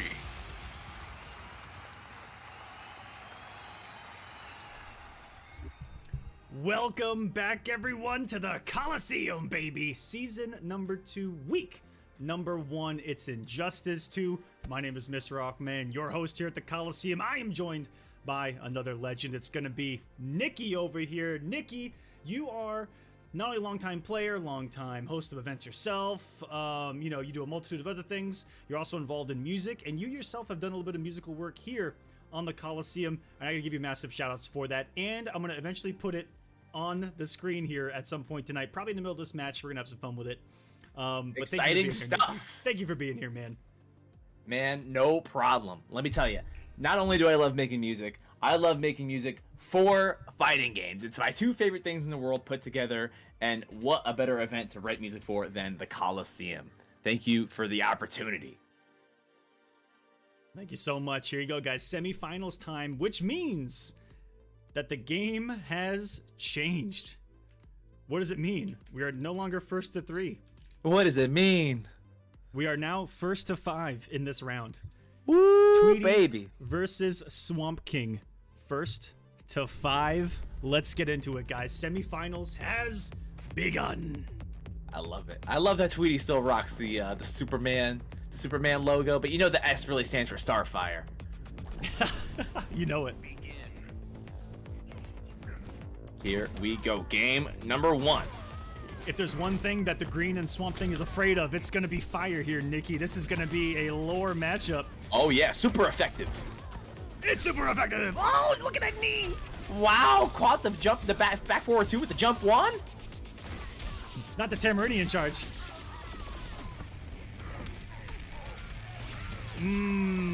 Gonna be all she wrote there. Tweety getting one hit, corner carry. Have a nice day. Clean. Wow, challenging with the forward 1 as well. Swamp King wasn't ready for it. Into a grab. Wow, wake up back forward 3. Tweety got smoked by it. Swamp King really gotta place those logs really well. There's a lot of recovery on a lot of Swamp Thing stuff on whiff. It's the bounce.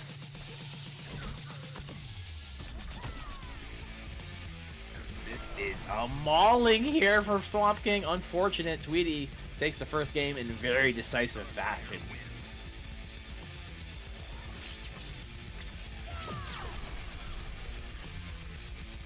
Just dominations. Sorry about that. I was looking at the bit right there for a second, Nikki, but I looked up and saw that the health bar had disappeared, which is pretty much how the first round went. Got one hit, never let go, and sometimes that's simply what Tweety does to people. He is such a force on the screen. He's very oppressive to fight. I've fought Tweety in like thousands of games between Injustice 2 and MK11. He really knows how to just play his game and not stray from it.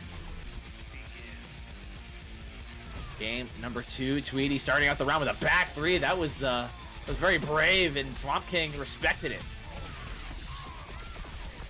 Already here in the corner, almost half-life gone for Swamp King, and Tweety keeping the pressure on. And I like that he's checking with that down 1 after trying to steal that turn after that frame trap there.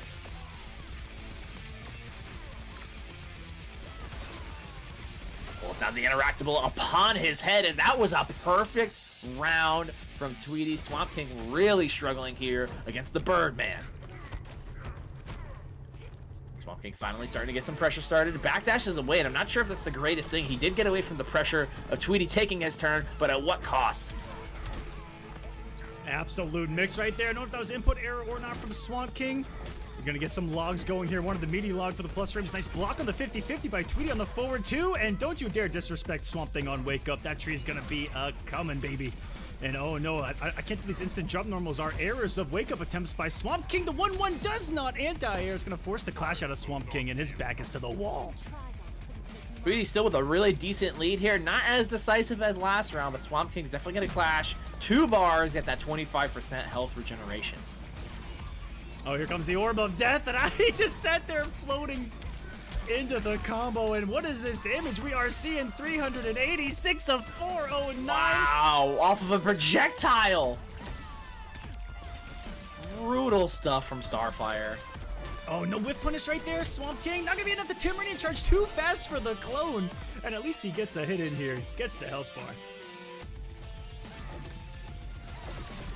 Even interrupts the log. Doesn't even get the trade that he wanted for the hit advantage. And Tweety holds on to every single bit of his second health bar's life for a 2-0 ascension. Dash right into the back forward 2. And Tweety just like that. Moving into game number 3, up 2-0 over Swamp King. Now, normally this would be set point for Tweety, but we have ourselves a first to 5 here, folks. Yeah, we are going the distance. If there is time to make an adjustment, this is why it exists. How many times have you guys lost 3-2 or 3-1 and gone, man, if I had a couple of more games, I just made an adjustment in game number 4, I could have had that. Oh yeah, it's a very, it's a very important thing to look at. And then, if the situation occurs where if somebody, makes it to this part of the bracket and they happen to get 5-0'd, well, yeah, at least you had those extra games to see if you could figure something out. But if not, time to hit the lab. Wow, the forward 3 worked. Swamp King hit Tweety with it. See, it's good, Aquaman. It's not a bad forward 3. I don't care what anyone says. The slowest overheads in NetherRealm history work. Look at Melina's overhead in MKX, like that didn't hit everyone in the game. Fantastic stuff. Not for nothing. Swamp King retaliating with a perfect of his own. Absolute insanity given the matchup. Are we going back to the corner? Here we are. Oh, just a down one, but he gets armored for it. He did nothing during the startup of the back 3, and then he down one in the middle of it, thinking that it was going to interrupt or something. Wasn't quite sure what he was reacting to. The recovery got clipped. Ooh, jumped right over the armor. Nice interruption with the down 1. Yes, I think Swamp King needs to go for more checks, more down 1s. Tweety's getting away with some fake pressure here, and I'd like to see Swamp King try to interrupt it. Dead combos, he's dead! Oh my gosh. This is something that Tweety learned right before the stream went live. 4.8 health, gets him with the clone, and Swamp King's on the board. Woo, wow. This thing has just begun. And with a supreme victory as well, not going into the second life bar. Supreme victory. Woos. Tweety, it surprised me that Tweety didn't know this, but he just learned on Swamp King's stream right before this started, like he was playing his last match, and he did that, and Tweety didn't even know that his sweep was cancelable. Let alone back 3 canceled into an armor cancel combos, which is huge for him. He had to learn the hard way. He gonna learn today. 1-2 for Swamp King. Nice. Making the adjustment. See, ever so important. You were just talking about it. And this is someone that has constantly and consistently played this game throughout the years, Nikki. This is a grinder, both of these guys.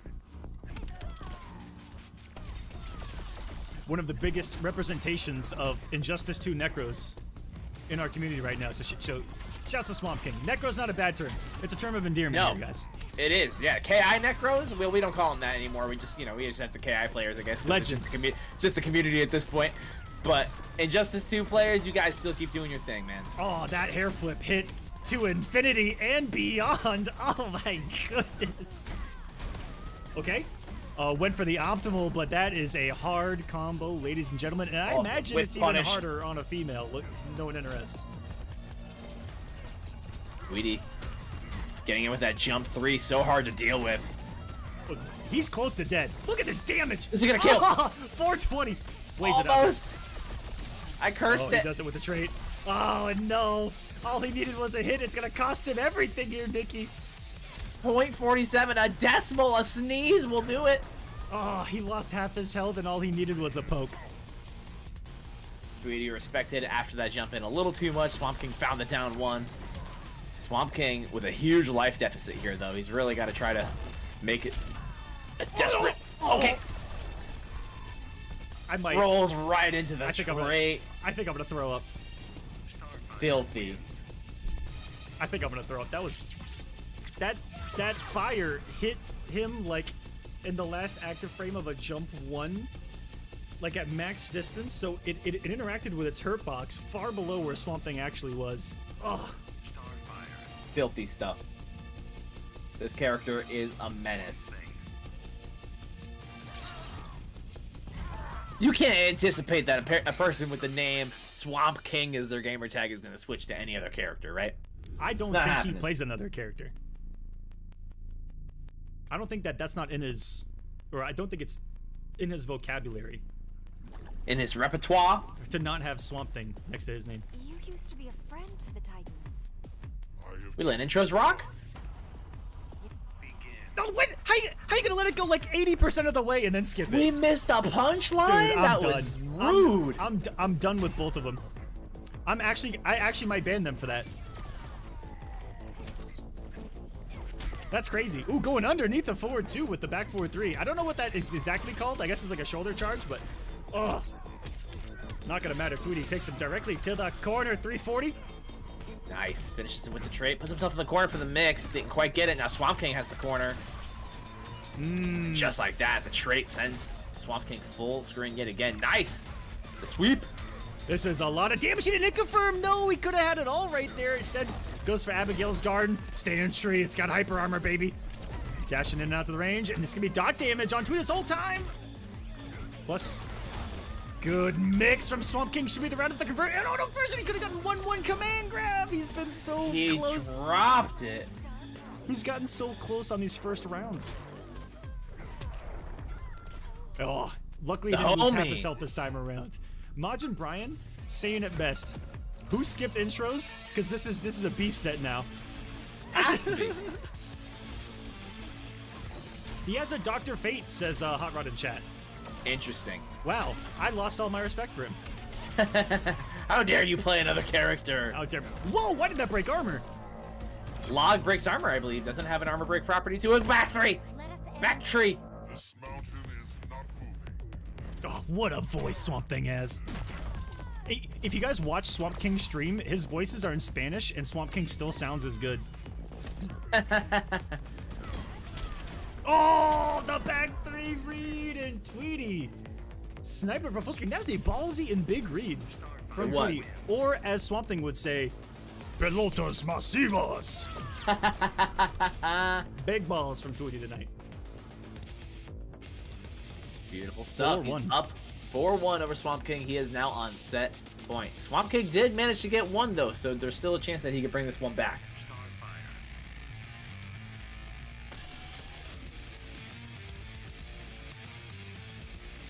Coming up next, guys, going to be King Gambler versus Kessler. Oos.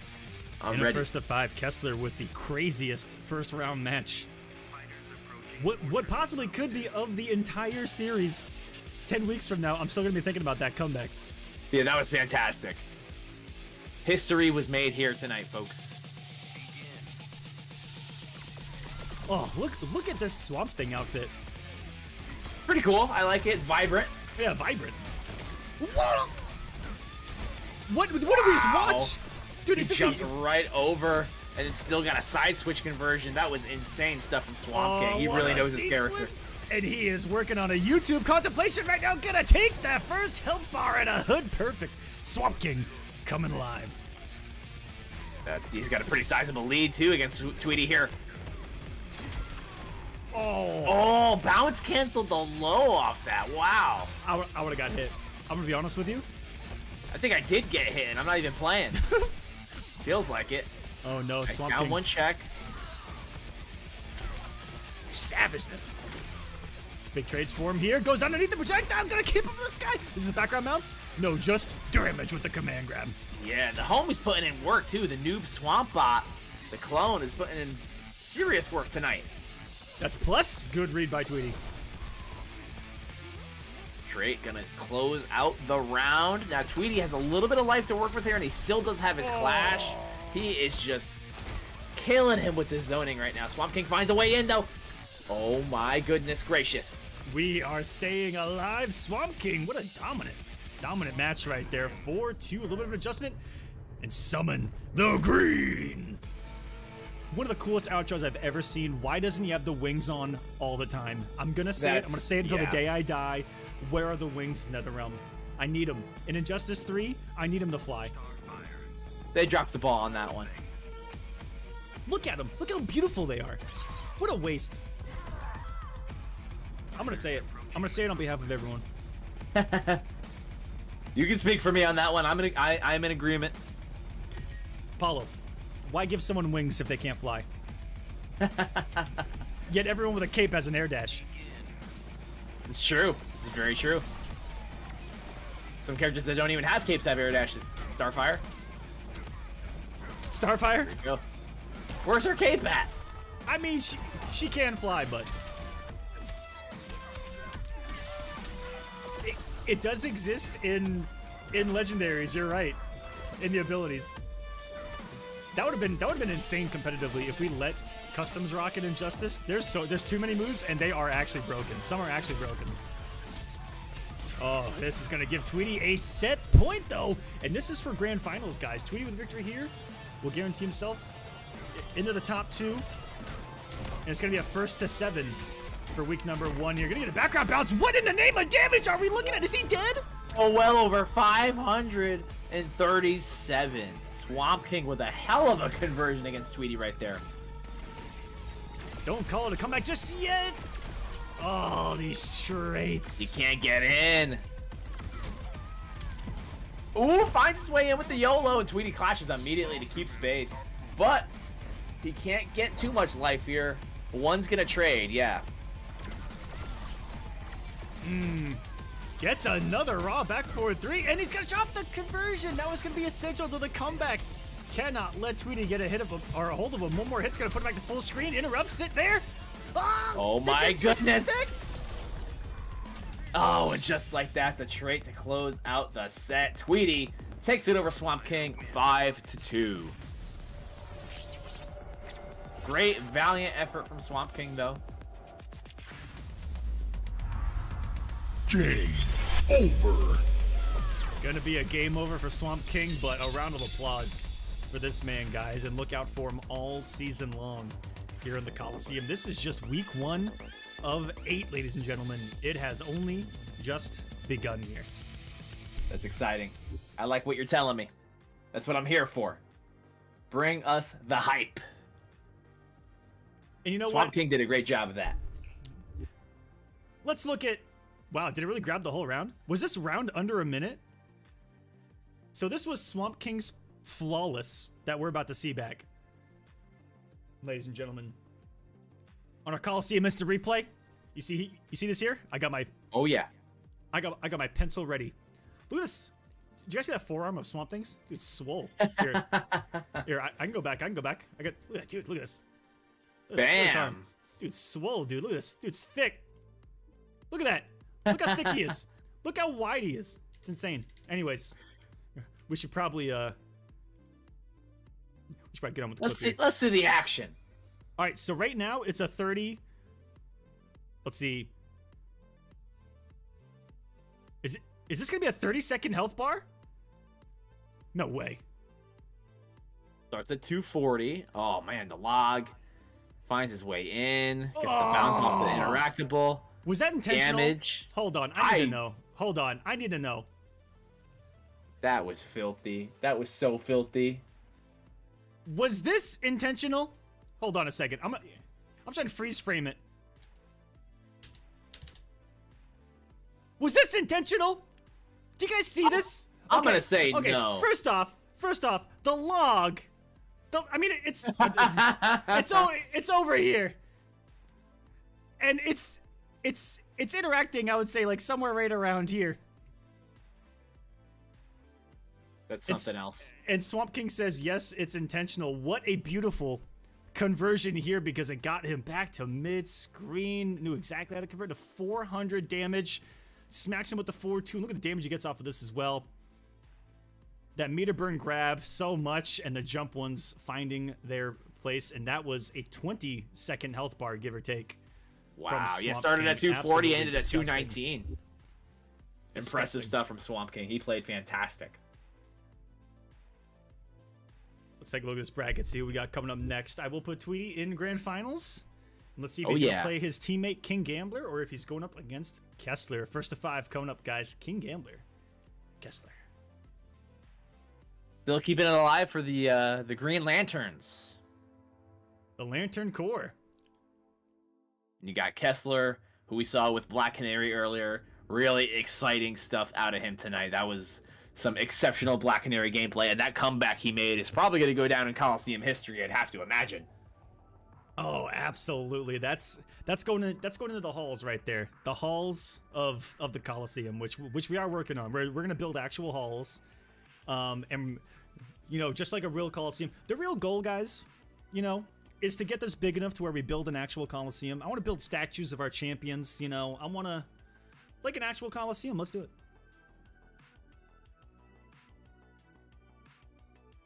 Let me get an invite out for our opponent, Kessler.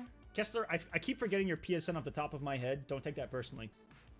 Like K7SLR, I believe. That's what it is. How did you know that? I looked at it, and I remembered it. Photographic memory, Phew. baby. A Fulgore player being a robot. Who would have thought?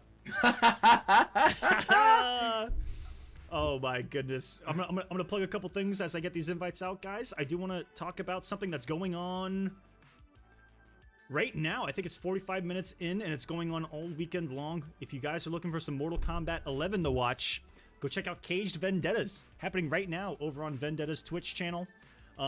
It's going on for the rest of the night. Pools are until top 16. Or pools and top 16 is tonight because top 8 is tomorrow. There's going to be a little bit of overlap between us, but guys, pull up a couple tabs. If you guys want to see some Mortal Kombat 11, go watch Caged Vendettas. It's an amazing event. $2,000 is on the line. Free entry. Sheesh. Yeah, please prioritize this event. Like, that's a lot of money. It's a lot of effort that Vendetta's put into this. Go check it out. And I also want to give a personal shout out to one of my sponsors, Advanced GG, that just partnered up with Splitgate to bring you a Splitgate exclusive flavor to Advanced GG. Flavored Rocket Pop, just like when you were a kid. And if you use code Aqua today only for the next 24 hours, because of that partnership, the code Aqua is 15% off instead of 10. So 15% off your purchase at Advanced GG. That's all I got to show, baby. That's it. Nothing too crazy. If you guys love energy products, Advanced GG, one of the healthiest, won't break a fast, won't break keto, wonderfully formulated. All the stats are right there on the site, advanced.gg. Go check it out. Use code Aqua. Let's get this next match underway. Ooh, I'm ready. Oh, you guys take a look at the bracket while I plug in Tweety to his grand final spot on the bracket. Nips in the chat. What's going on, Nips? Nips again. Looking to see if both of his boys are going to make grand finals here. Will it be the CGL match of a lifetime? Gaming League. Or will it be Kessler who caused the upset of upsets? The upset of upsets. He did. Yeah, that was fantastic, man. I'm still not over that. I'm going to be talking about that one for a while. Oh my goodness. So we don't have Green Lantern on the screen, but we do have Dr. Fate. And Kessler going to my tried and true once upon a time 47th best Catwoman in the world 2017. Here we go. Starts out the game with a jump to I am complete. That's all I needed to see.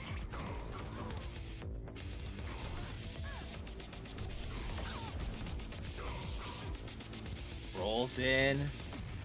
Alright, Gambler. I would imagine he knows how to play this matchup as Fate. Zoning Catwoman, a lot easier said than done. She's got great mix. She's got great pressure. She's the best pure rushdown character in the game. Super safe on just about everything. Finds the back two conversion. I remember doing a couple of these combos. Gonna end it in the whip for extra damage and positioning. Woo! Nicely done from Gambler. Swagged out for 462. And what is with these owners doing the big boy damage here tonight? Traded up on a Friday afternoon. Look for the big damage with the honks and gonna wait it out in that pressure's K7. Good rupture with the forward two. I think there of Catwoman's. Jumps over underneath the wake up honk and doesn't get the punish. But he's got one on position here. Back to the corner. Throws the Chevy. Oh, using the gator to get over the orb, and just like that, gets the back two confirm into the down forward one. That's a nice gator. Have you ever like paid attention to how big it is when someone throws it?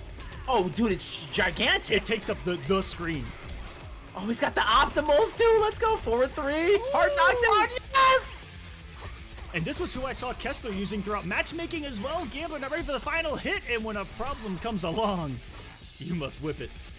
I'm the only person in the world that's actually hyped for Catwoman. Probably. That's why I'm letting you do the talking right now, Nikki. I'm so excited. I have years of PTSD holding me back right now.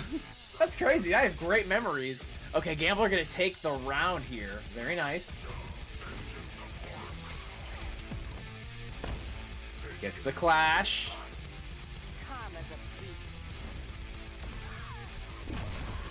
Gonna spend the cash. There it is. 25% back for Mr. Gambler. Didn't confirm the jump in. Didn't believe in it. Ooh, this is some patient play by both, and Gambler's putting an orb out there. Lucky that finds its mark. Tries to trade up and shut down again. He has not been able to get that trade going. He's eating pressure constantly and consistently off of it. He's going to need that damage if he wants to make this comeback happen here. Oh, gets the orb up. He's going to be healing. And I have seen miracles happen while this orb is activated, and we might see another one here. Keeping it unclashable. Gambler does not want to deal with any clashing. Can't clash projectiles. Down one push, and there it is. Extra damage on the zoning coming in hot and ready. And Gambler's just poking away at Kessler here. He's making this comeback happen. All this extra chip from that trait from Dr. Fate. Bars, by the way. Wait a minute. Kessler looking to bait something out here. Jumps off the gator again. And giving King Gambler the screen. This is what he does. Oh, the cat and mouse right now. No pun intended. That mouse is getting away with murder. Push block by Gambler. Gambler. Oh my goodness. He jumped on the orb. That's going to be the clash. Oh my god. He's going to get the life lead back. I would spend 2. Spending all 3. Oh my goodness. Now he has no meter to get in. Yeah, nothing to hicker from with as well for the kill. No cat dash. He's going to let Gambler get all his health back. Why is he getting so much health back? Meterless launcher in the corner. Meterless launcher in the corner. We forgot. We forgot. Oh, Nikki, we forgot. He's still got a launcher in the corner there with the flip kick. And Kessler, these comebacks. No, baby. That's not a flip kick. That's a forward 2 into a down back 1. I remember the notation. Once upon a time, I was there doing those Samich copycat combos. I call it sucks to get hit by. that's what I call it. King Gambler goes down 1 game here to Kessler.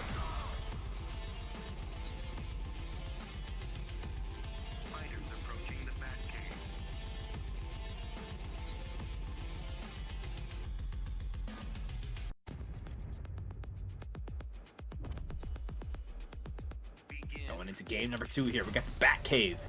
I think the player one side gets the interactable advantage there. Round start.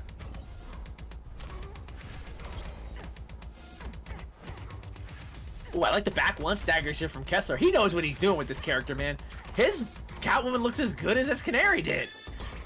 I'm impressed. Oh, gets blown up by the armored back 3, though.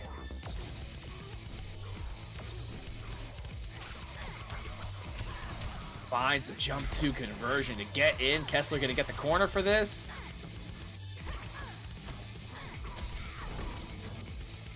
Oh, whiff punishing that down 3 that whiffed on the jump.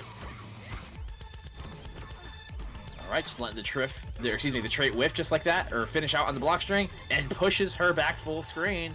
Kessler has to find his way back in. King Gambler doing a great job controlling space with this trait.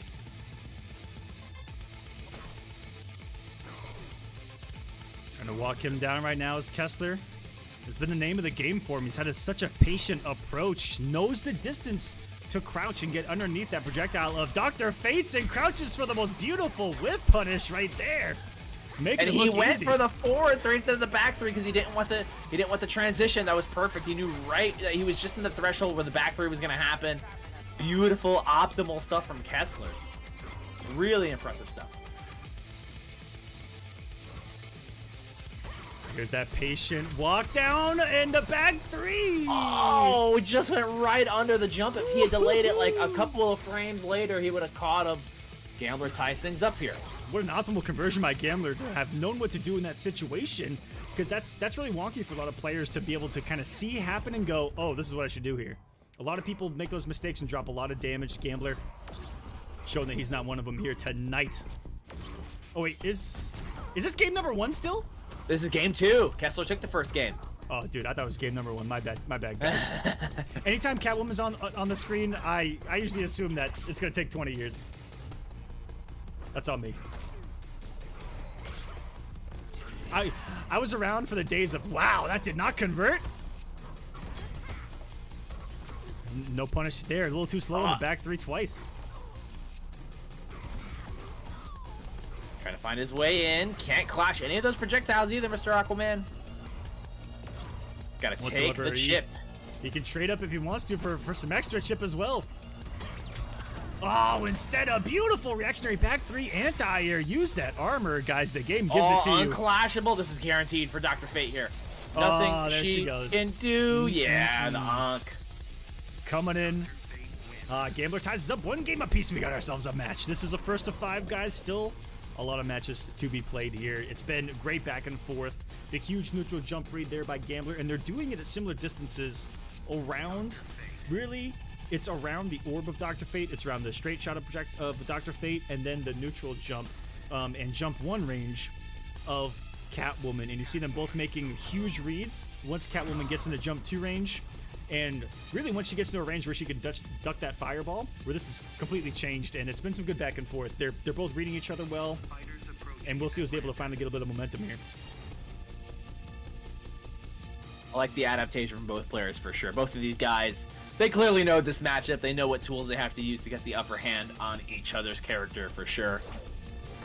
I think it's going to come down to drip here, though. Dr. Fate looks pretty vanilla to me, but Kessler's got the tight leather on tonight.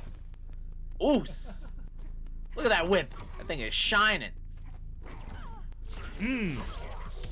Eating every fireball on the way in, though. Just get the air escape before eating a lot more. That would've been a lot of damage. Yeah, it would have hurt. That's a good way. And the sniper rifle of a jump too. Gets him a health lead in the corner. We're in the corner of Atlantis right now. This is one of my favorite stages in the game, by the way. No bias tree whatsoever. Can't air escape either, otherwise it would reset the damage. She has to eat all of this. 474. What is this character in the corner? Into a hard knockdown. Oh, wow. He tried to press something after that level 5 trait. And King Gambler made him pay for it. Oh, wow. Down back 3. The profile, so I think is the stand 2 of Dr. Fate's right there. Orbs out to play, sets up the wall. He's going to be healing. That was cheap. Wait, that was kind of cheap. That was pretty cheap. He's healing. Getting the life lead. Oh, my God. Where's the armored cat dash when you need it? Wow, just like that. Did he just King wake Gambler up back takes the too? first life bar. He's woke up with a normal. We just do that here in Injustice 2? What has MK11 done to us? Not the balls of Atlantis. The balls. Those were the balls of Atlantis, indeed. Oh, look how impressive the zoning is. He has to block all of those. He just took like 20% in chip. Hear me roar. Hear her roar, baby. Get in there. Nikki, I was going to say something that wasn't hype at all. About that line. I'm glad someone's excited for Catwoman here tonight. I'm very excited for Catwoman. Huge read with the armor. Here we go. Wow. Flashes. Didn't want to deal with any form of not having a health lead here to King Gambler. And I also want to say I am so excited for Pierce Brosnan as Dr. Fate. I'm going to say it. Are you kidding me? Ladies and gentlemen, Pierce Brosnan as Dr. Fate. Let's go. Godlike. Oh. James Bond? Dante's Peak? What do y'all know? What do y'all know? GoldenEye? Ooh, that's a lot of woofing right there. Sad part is one of those could have been a mid-Mickey. Oh, the meter against the meter. Kessler did his second, therefore he Wow. won. Oh, he had it. He had the conversion and everything. Dropped the combo. Kessler could have won the game off that jump back too. Air to air. Grab it here! Oh! He let it go twice, Nikki. Twice. It was in his hands or it was in his claws. The victory. What a jump back read on the wake up to get it with the jump 2. That simply wasn't hittable by the wake up push of Dr. Fate right there. And you're right. If the conversion was there, that was a GG read. It was. And he had it at the end there too because he had the cat dash, but he canceled he did the beater bird too late. Too early? Too early or late on that one? Or too early, rather. Yeah, I because think it it was wasn't too low early because enough. he went under. He needed to delay it just a little longer. The nerves getting to Kessler here. King Gambler, very experienced tournament veteran for many NRS games now. Kessler has proved to be very impressive tonight, but he's got to pull it together. 2-1. He's got to regain composure. We're going back to Gatorland.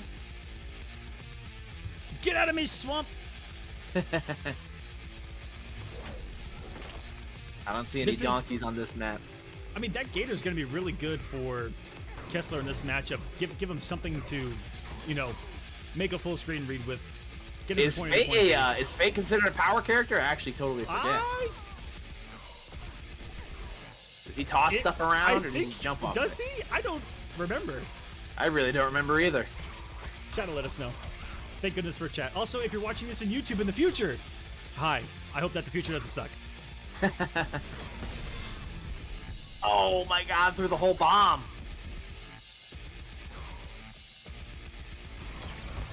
Oh, tries to make the read that he had earlier, just a little bit late. Both of them have tried to anti-aero back three a couple times, and the whip punish on the jump just hasn't been there. That's a big damage. Trade's still active, so he's gonna get some extra chip on that. Woo wee! What a deficit. Nice, I like staggering the forward one. That's really good stuff from Kessler, trying to find his way in. And Gambler, though, has this meter to work with. Gonna spend it on some zoning. He's got the onks. Cheap. Drops it on his head. Cheap. Lil Wayne would have been proud of that one. What are you doing, Dr. Fate? You mustn't read from the book! Look at that walk back of Dr. Fate's right there. Just getting him out of there, dodge. Just floating away. Like, nah, leave me alone. I'm good. And the moment that you're in range, like a snake in your boot. Look at that gator! Look how big it was! That was the gator from Lake Placid. Finds the back three conversion. Here we go. We got the corner. Kessler applying pressure. Oh, the cross up in the corner too. King Gambler wasn't ready for it. Oh my god, the side switch is beautifully timed as well. Plus frames and watch the dome taking the round. Oh yeah. The 1-4-2, the overhead that used to be +2. They nerfed it. Look at the size of the gator in the background right now, Nikki. It's bigger than Dr. Fate's body. Just the gator's head. Christ. It's a big boy. Oh, what a walk by Kessler there, out of the range of the push. That was kind of ballsy to let go a block right there. Big chip damage here from King Gambler with all the zoning, whittling away the life bar of Kessler. He's got a lot of damage on the table too. Look at that, 3 bars. That means that he has a trait cancel, or sorry, that he has a meter burn cancel. He can trade up for the extra damage, and now if he hits him, he might die. He could potentially die. Dr. Fate, wait a minute. Let's this whole thing rock. This King Gambler didn't want to spend the cash yet. He just woke up jump 1. I'm disgusted and also impressed. Oh no! That's gonna be it. Jumped right on the orb. King Gambler staying in it. 3-1. Got a little patterny. You know, a lot of those jump 2s were what led him to the comebacks and led him to the situations where he had leads. And, you know, you live or die by the sword, because it's the exact thing that's going to get him killed in that situation, looking for the thing that's been working right. And King Gambler with a perfect response to shut down that option entirely and to start from scratch, buddy. Does Kessler stick with the Catwoman pick? We know he's got other characters, but I don't think Canary is what you want to go with in this one. Although, if you get the hit, does it matter? That's the beauty of a set play mix-up machine character, is that get the hit. kill him. Indeed. But it's getting that hit that becomes so hard with a character like Canary. Yeah, she has the flip, but at least here he's got that jump 2 range that's come in handy, and the fact that the jump 2 exists where it doesn't have an extended hurt box to really be hit makes it so effective on making reads on these projectiles, and especially on his wake up in the corner. Like, that's probably the saving grace here, is that he cannot wake up in the corner. For sure. And I think can't wake up at all, because she really does cover it well. She does. And that's something that a lot of other characters struggle with. They're like, okay, knock down Fate, here comes the push.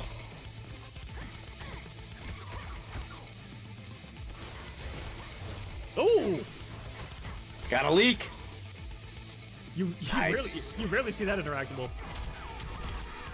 Oh, jumped clean over with the jump 3. Beautifully timed there from Gambler. Oh, puts himself back in the corner, though. I don't know if I like that too much. Positioning is everything in Injustice. These stages are so big that if you get cornered and your opponent is a zoning character, you just give them all that free real estate, buddy. And it's a lot of real estate. This is an MKX, MK11, or MK9 where you're a couple dashes away. No, you are a... If you're full screen, you might as well consider that a long-distance relationship. Oh, yeah. Whoa! What an early anti-air attempt by Gambler. He has to have the experience to have, again, the balls to go for something like that. Not a lot of people... Yeah, it was very preemptive, too. Like, he Yeah. knew to do that there in that situation. That's just muscle memory as far as I'm concerned. Nice, down 1 glyph. Oh, wow, and the forward 2. This is some clean spacing by Gambler. Yeah, the fun Ds. He's got those fun Ds.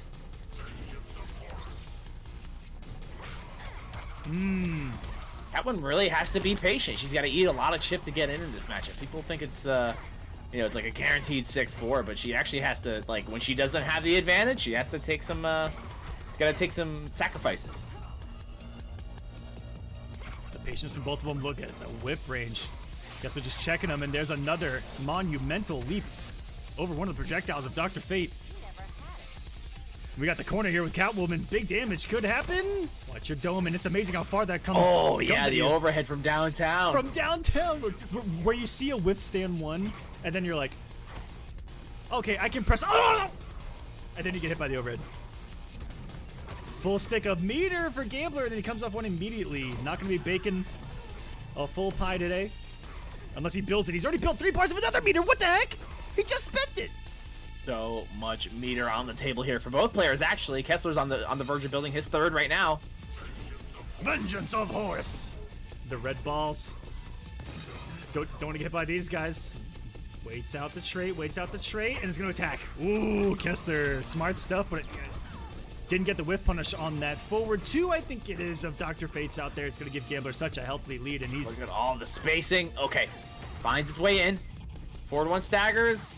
Good blocks here from Gambler. Does not need to overextend. Could have jumped 2'd on the neutral jump when Gambler whipped it down 2. Oh, and there it is. Now he has to clash. And this is going to give him a little bit of health back, but it's also going to give Gambler the optimal spacing again. And he's going to spend one of those bars to make sure he only gets 15% instead of 25. Now this is bad news for Kessler. Oh, got with a push at the end. Enemy was coming, broke the armor, and that's going to be all she wrote for a 4-1 lead from Gambler. This has been impressive anti-airing. It's been it's been impressive comfortability with fighting Catwoman. Like, not a lot of people swing like this against Catwoman without a level of comfort, but he's also got those orbs to kind of back it up with too. So a lot of matchup knowledge here between the two.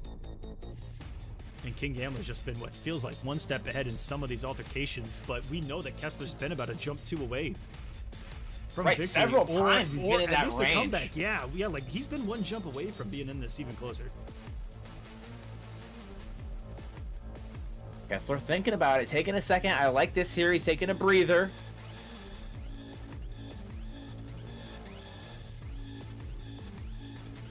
Also want to give a shout out to one of our sponsors here tonight, the Cartesian Project. You saw it at the character select screen. You saw it during the break. Guys, it's a game made by someone within our own community. They just launched a Kickstarter. It looks incredible. Go check it out. PlayTCP.com. PlayTCP.com. Check out their Kickstarter. Get involved. game looks fantastic. I'll talk about it more in here in just a bit. Let's jump into a 4-1 lead for King Heck Gambler. yeah. Be sure to check him out, guys. Show him some love. Set point for Mr. Gambler.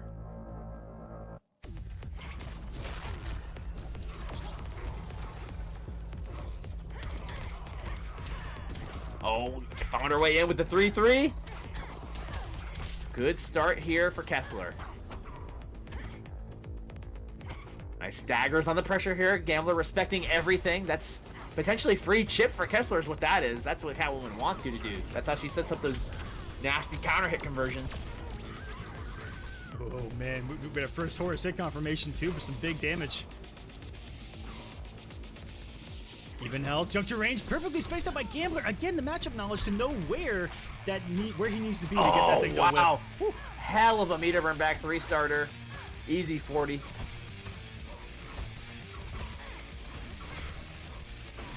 Wow. Right underneath with the back 3 to go over to go underneath the jump 3, excuse me.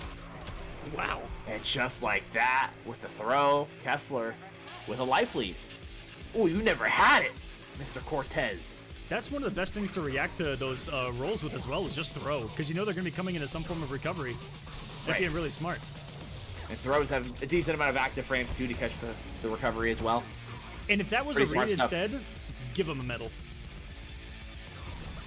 4 bars of meter, let's say, from Gambler. Immediately spends it, too. Spends another one in reversal position. That was so smart, though. To look at the chip damage, the position reversal, and now he's going to get the round. What a turnaround by Gambler, who's on match point here, Nikki. That was insane. That was a lot of damage really fast, too. People forget. You get hit by one of those meter burn back 3s, you're eating at least, like, 350 damage for sure. For most of the cast, I'd say. That is a neutral stopper. And here we go, the zoning once again. Kessler being as patient as he can. Pretty even in life here, the both of them. Woo! Look like Gambler didn't get behind him on that jump. Was able to push him back to the corner where he's got the interactable to play with. Doesn't break the armor in time. Big damage. Oh yeah, big conversion here. Oh, I thought he was going to amplify the orb. Oh, sorry, EX. Meter burn! Son of a... Meter burn the orb! Amplified. Amplified. I thought he was going to do that. Shadow. Oh, no. I thought he was going to into the bomb right there on the ground, but not that day. No anti-air. And this is huge for Kessler. No, he didn't confirm the jump too. He went to a back 2 afterwards. Oh, no. And he didn't commit on that jump in either. Only got the overhead. Needs to avoid a lot of chip right now. Anything on block. Couple orbs. Cannot let him activate the trait. That's extra chip damage. And speaking of the devil, it's the second jump, and that didn't have a confirmation behind it. No, he keeps going into a back 2 for some reason. Oh, bounce Wait. cancel! Throw! Oh my god! Oh, not again! This can't keep happening! No. This can't The keep back happening! two. It can't keep happening. Kessler. Oh my god! It cannot keep happening. This cannot. This man is a human highlight reel. What is happening right now? What is.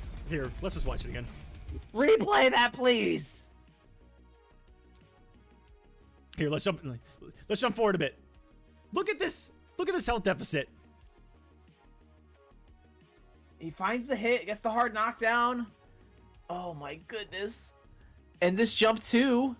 Was it this one right here? Oh, that was huge. Man. And then I don't know if he put that orb in the wrong spot. Oh, we are going back in. I think so. He walked forward slightly and forward 3, the throw, and then he caught the backdash with the back 2 at the end. That was fantastic stuff. If Ridiculous. Gambler woke up We'll to watch lift, it that would have again. been the game. That would have been the game if he woke up with the For with the sure. lift. Yeah, we're gonna watch that back here after this one, guys. Unless something crazier happens. Woo. And I pray that it does. Still set point for Gambler here. Oh, finds the hit with the back 1. Here we go. This is big damage for Kessler. Gonna tie up this life lead here a little bit. Great block escape from Kessler, controlling this corner now. Got a little too antsy, I feel like, and Gambler with the perfect forward 2 conversion here. Gonna push him back, 326 damage. And the zoning to boot. This is a lot of extra chip. Landed on the orb, and a decisive round for Gambler altogether. Spacing and control at its finest right there. Oh, it's already active. Oh, crap. Wonderful air escape. He knew Yeah, that would have damage was been about a to be lot coming. of damage. That would have been some juicy stuff. Dude, anytime he's traded up, I fear for my life. But Kessler makes another huge jump to Reed, and let's see if he's not afraid to commit after these jump-ins here in the corner this time around. And he's not spending any meter to meter burn that trade at all either. If you do that, she's like +4. I haven't seen him use that once. Oh, he's also been on a meter for quite some time. Oh! No conversion. Gambler's holding on to 2.45, and the more the damage that he does, this is just free damage for Gambler. Oh. This is becoming a nightmare. My God, rush down Fate. And then Wake up down 2, by the way. Yeah, wake up down 2, by the way. Panic, wake up down 2 worked. Fast. When in doubt, mash it out. Ooh.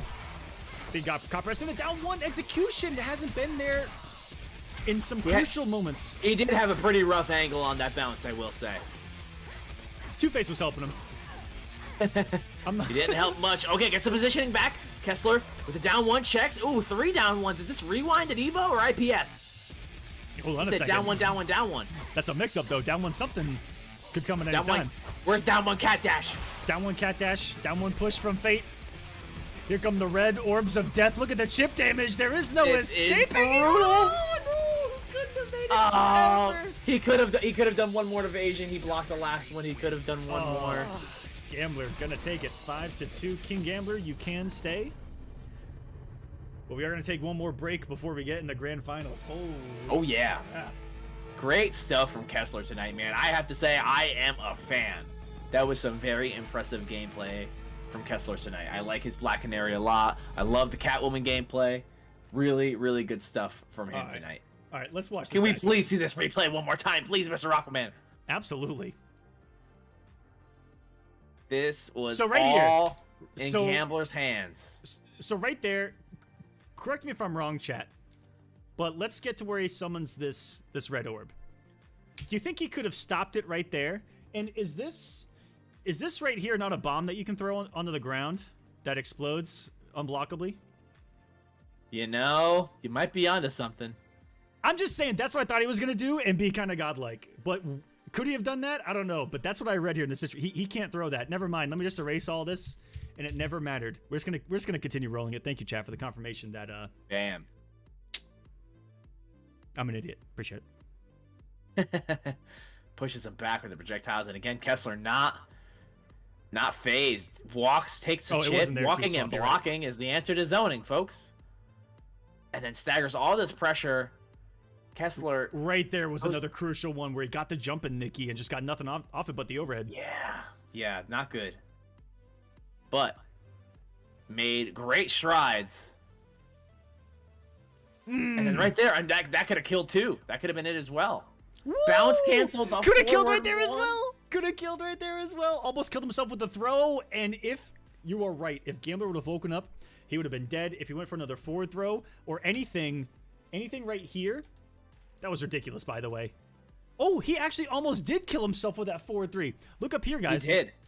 And then watch when he does the throw. He actually, when he does the forward throw, he actually ate a little bit, ate some here, and then one more definitely would have been enough for the kill. That's crazy. Yeah, perfect optimization. Oh, Gets the bounce cancel here. Wait, hold on. If that hit him, why didn't that hit him? That's a good question. I guess because Dr. Fate's hurt box was still on the way when he was falling. Oh my god, wait, he actually did survive one more too? What the heck? I thought this is insanity. From the throw, when he spun around him. That was insanity. Oh, what a match. What a match. Even in defeat, Kessler, you mentioned it, an absolute highlight reel. That man is going in the YouTube compilation for sure. 100%. And let's take a look at this bracket, guys. We only got one more match left in the night. It's going to be CGL Tweety versus CGL King Gambler. It's going to be a 1-7 to see who's going to take week number 1 here. And I do need to tell you guys, if you're just now tuning in, Compa and Forever King were in this. They were 1 and 3 seed, but they had a 1-10 that was for money that they had to do, and I wanted them to do. So they couldn't play in this bracket, but they did play in matchmaking and did really well.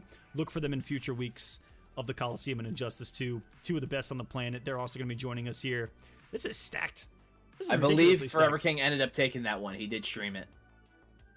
Oh, really? I believe It so. was I don't a know what the Batman score mirror. was. Yeah, it was a beef Batman set mirror, something like that. What did that say? It was for $260. Woo-wee. I don't know what the outcome was. I'm gonna take a look later. Right before we go to our last break, guys, and then have our last match of the night, I do want to talk about the money. Matcherino, I'm gonna put it in both the YouTube and the Twitch chats right now. If you guys would like to donate to the prize pool, this is for the finale of Injustice 2 and Injustice 2 only. If you click that link, you can also add some free money to the prize pool just by clicking claim code on that site. You guys can do that now. I'm going to give you 5 Free minutes. money. I'm going to give you guys 5 minutes. Click that link, donate to the prize pool. It's going towards the finale at the end of the series. And if it gets high enough, I might open up some weekly ones for these players as well. I'm also looking to secure some prizes for winners for each week as well. Working on it for you guys. Thank you so much for being here. Thank you so much for being here. Guys, one last break, and then when we come back, it's grand finals of Injustice 2. Don't go anywhere. Nikki, don't go anywhere. Seriously. Not going anywhere. I'm watching you. Okay. Seriously, guys, don't go anywhere.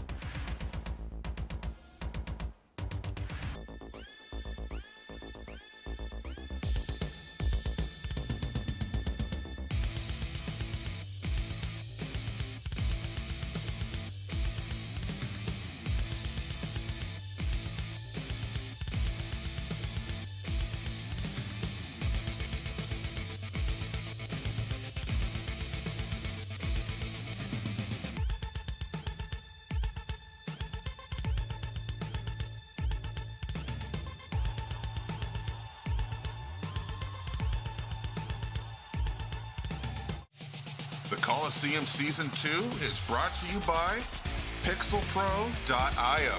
Empower the creators. And the Kolosseum Studios. That's right, we're our own sponsor. Check out events, merch, music, and more at Kolosseum.gg.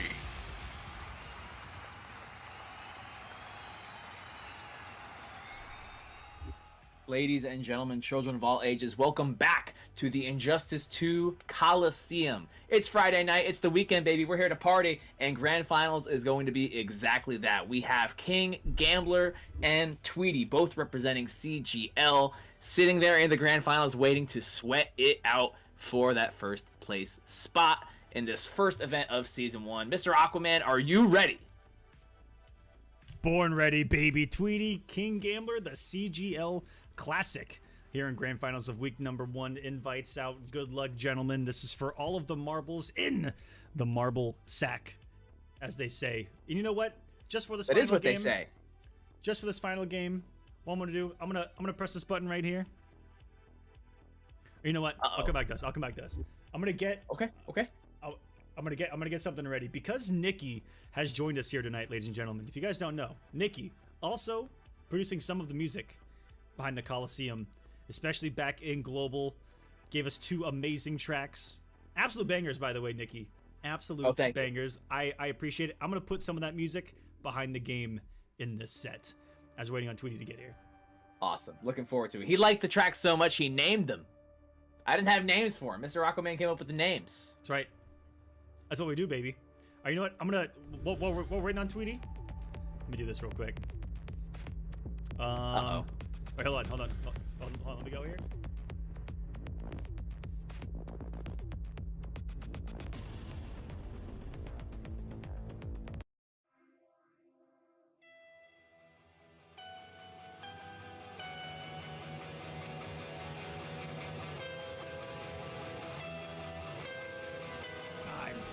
Let's freaking go! We got Green Lantern versus Starfire. This is the matchup I wanted to see. Grand Finals time. Make some noise if you can in the chat. I know I can't hear you because you're at home, but you know what? Make some noise anyway. Wake up your neighbors. Here we go. First to 7, folks. This is going to be a long one. Whoa, already huge reads back to back. Tweety with the back 3 and Gambler with the jump back. Slide into the DMs with the back 3. Tries to jump over. Gets a punish anyway. Tweety, a little greedy in the wake up, says, I'm going to do it again, and you're going to have to stop me. Very nice stuff here from both of these players. Toe to toe.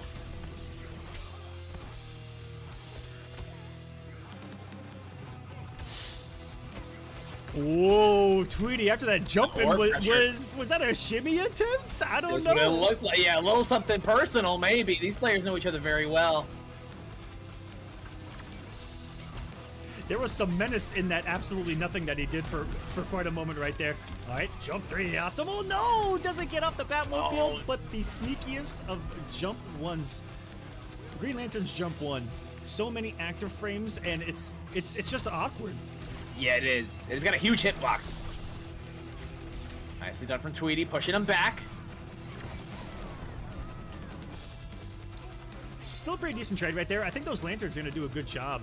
As long as he's got a health lead or they're close to tied, especially that meter burned version of that freaking blast of his. Whoa! Tries, what is that, a stand 3? I think he was wanting the back 3. Yeah, trying to slide. Tweety getting some pressure off it instead. A nice air dash backwards. Nice tech. This is so fast-paced. These players are playing at the absolute highest level of Injustice 2 right now. The zoning war is immaculate. Okay, the power character that is Starfire throws the machine down. Unblockable, by the way. What in the world? That was active on the way up, and Tweety had no idea what to do. Deer in the headlights. Shades of Harley Quinn with that one. Oh.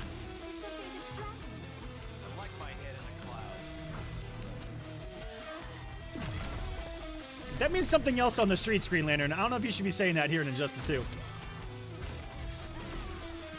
Keep it PG, buddy. Ooh, what a mind game by Tweety on the forward two. He can throw the overhead. He can throw the grab. Instead, he threw like a mix-up on top of a mix-up. A schmix-up. That was Schmix-up just indeed forward it two, was. forward two. Ah, that was dirty. Just like that, Tweety takes the first game here in this first of 7 set. We could potentially see a game 13 between these two. If that ever happens, I'll be I'm here for flabbergasted. I mean, I'm definitely here for it. Dang. Greenlight are playing no games. Smack her in the face. One of the few characters that was added from Injustice 1 to Injustice 2 that had what felt like one of the biggest reworks. You know, the core gameplay's there with the back 1-2, with the lift, but boy, did this projectile game completely change from the ground up. Yeah, no more minigun. Yeah, no more minigun, but his zoning is still frightening here in Injustice 2. Speaking of zoning, that's absolutely frightening. Starfire on the other screen. Beautiful by Gambler gets the meat upper. Back three into the bowling ball. Reacting with the meter from back three to go through that interactable is really smart stuff. Great reaction, but Tweety, too strong fundamentally, gets the pick up into the trait, and that's going to be the life bar. Chip damage. Good trying to press, looks for the cross-up jump three, but the delayed wake-up by Tweety gets him out of dodge, and the jump back three has been there to meet that back three range of Gamblers this entire match. Tweety, again, you talked about it earlier, these guys must know each other really well, and we are seeing it! He got out of the corner with it too! Oh no! Yeah, Beautiful jump. Gambler takes the Nicely round, done. but at what cost right now? He's out of the corner. Tweety chipping away. Ooh, the bowling ball. Going for a strike. Oh, no one knew that was going to cross up. Tweety didn't even know it was going to cross up. This is chip territory. Here comes the glitter, and it's what, 2 hits right there? Not much you can do about that chip, and then if you have the trait, just building the trait afterwards, and once that comes, it's going to be unholy hell unleashed from her hands, just like in the windscreen. 2-0 for Tweety. Nasty stuff from Tweety, playing this matchup to a T. King Gambler really has to figure out something here. Guys, this is a world finalist in Tweety with this character. Gambler no slouch himself, though, man. He has got plenty of top 8s in Injustice 2 as well as MK11. Silver Frost says the music playing all night is great. Who was the other person or people who worked on it? We got Nikki here who worked on it, David, Thamada, and Valiant Shade. All working on music here at the Kolosseum, and I can't thank them enough. Thank you, guys. Love all the tracks they put out as well. They killed it, man. Mortal Kombat and music goes together like peanut butter and jelly, you know? Ooh, the lift range! That looked like an Injustice 1 lift. That was pretty ballsy. It's crazy. Lift is actually really short on paper, but if you extend the kinda hurt box, it sucks you in like a tornado. I'll even go on record to say that was kind of gross. Ooh, was it DR gross? It was a DR gross. But was it DR gross though? Raw lift, baby. Oh, the reads! That's the second time that Tweety's got out of the corner on that exact string. Does he just know something? Is he in the Matrix? Has he seen this before? Ascended. Ooh. Wow, the trade just like that. That's what Tweety likes about that one projectile. Is it goes out and it wins trades for him. Yeah, for sure. It's a neutral killer, baby. That's what we do here in Injustice. Kill the nooch. Look at this zoning war here. This was talking about. Green Lantern can compete as long as he's got the meter. And he's He got a definitely health lead. does have the meter. He's tied with Tweety. He's even got a little bit of a lead. Here comes the throw. Okay. Tweety's going to get throw off of that. Oh, try to interrupt it. The 4-2, he saw it, which is a high. He tries the lift from downtown. Can be a punish here. Immediately went to the lift. He wants the damage. He wants it now. Oh my goodness. Unclashable traits up. So It's he's a got bar. So smart. It's the throw as well. Gambler one touch away. Oh, but he burned the bar. Wait a minute. I can't believe him. Nicely done. The did. neutral jump. King Gambler on the board. Mr. Cortez with the minigun. Did Tweety press after a jump in, and is that what he neutral jumped there at the end? They paused and he tried to take they a paused turn. and then he poked, yeah. Yeah, and then King Gambler was in the air by that point, and he actually whiff punished him with the jump one, it looked like. Fighters approaching Brainiac ship. Here we go to one of the most graphically beautiful stages in Injustice 2, Brainiac ship. I look at this stage and I think, wow. NetherRealm Quite pleasing. Oh, very. Look at those orbs. Look at the walls. Ribbed? Look at that thing. What's that thing? For Brainiac's pleasure? Ooh. For everyone's pleasure. Oh, wow. Tamaranian charge again. Get to the other side of the screen where Tweety excels so well.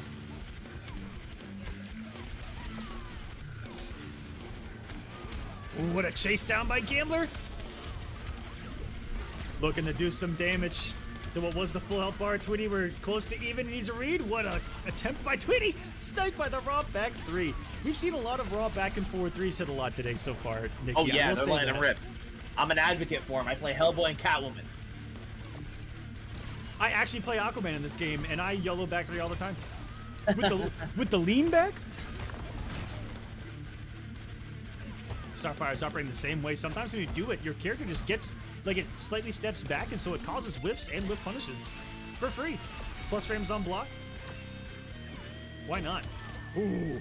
I love when Tweety does that. He'll throw like a stand one, try to get you to press, and then he'll do the 4-2-3, which is safe anyway, which just gets you to press buttons. Gambler needing a miracle here. I don't know if he has enough in the tank to do enough damage for the kill. No, 53 health remains, and he's gonna blast him with a quicker projectile than even most bullets in this game. That Faded meter and burn wake up blast. back three as well. Swamp King in chat saying to rename the back three the why not button. Absolutely, and why not, says Tweety right there. I respect your warrior. Completely whiff punish that down one with it as well. Gambler gonna eat some damage for this. He's gonna be close to death. Less than 100, and the projectile trade is gonna win Tweety the game. Going up 3-1 against Gambler here. This was a traditional tournament. Tweety would have won by now, but this is not a traditional tournament. Not this today. is a different format. We have our first 7 on If you guys are ever confused, just look in the top left of the screen. Each round, it'll say what it is and what's the first two. This is the first to 7 here in Grand Finals. Hope you guys have been enjoying the show. Also want to give a shout out to Vendetta, who's currently hosting Caged Vendettas. If you guys want some MK11 action, especially right That after is this, awesome. I'll be hosting right into him, he's running a $2,000 Mortal Kombat 11 tournament this weekend. There's a lot of other action going down. I know Forever King had some Injustice exhibitions going down. A lot of NRS action this weekend. You'll love to see it. Here we go. Game number 4 between Tweety and Gambler. Wow, Tweety. Right out the gate, being super extra. Nice back throw here from Gambler, gonna get positioning. And again, stopping that wake up back three. Or the wake up whatever he went for. It looked like a down back one, maybe?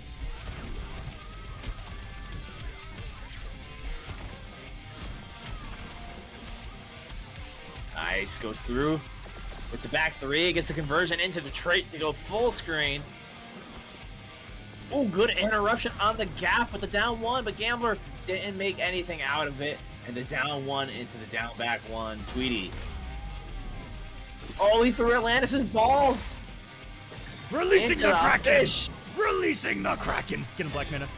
Look at that. Black Mana looks so good right there. You knew he was going to be in the game from launch. Oh, yeah. Had to be. Very nice. Okay, with the bowling ball, gets the strike, picks up the spare even.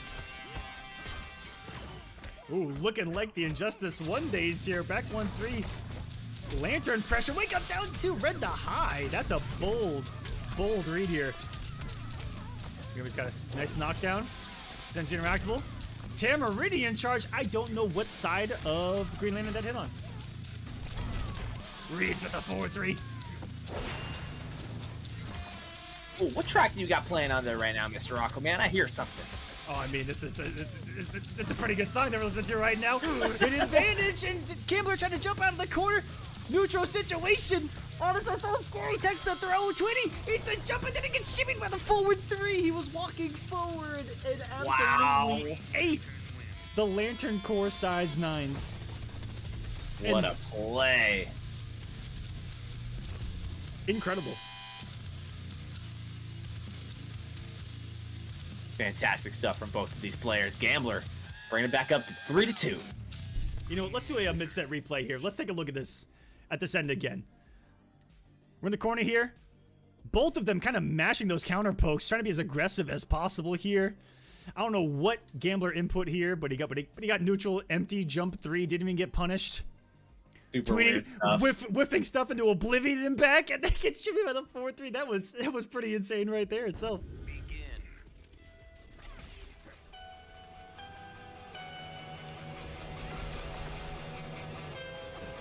Here we go, game number 6.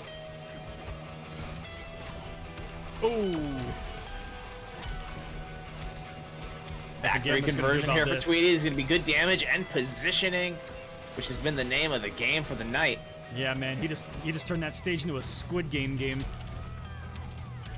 They close that gap so fast to Gambler. Look at the damage. That looked optimal. AF 431. There's some plus frames for you. Still nothing. Look at the patience from both of these guys. I love it from both of them. They have that solid defense, and then they'll just do those savage, aggressive reads out of nowhere. But Oh, the jump 2. But that's what they need to do when they've got such familiarity with each other. Right, these guys are really good friends. They know each other super well. They play with each other all the time.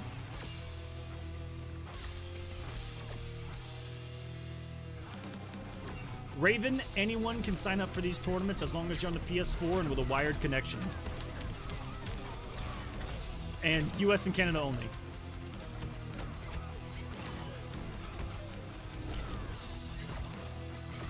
Oh, gets way out of there.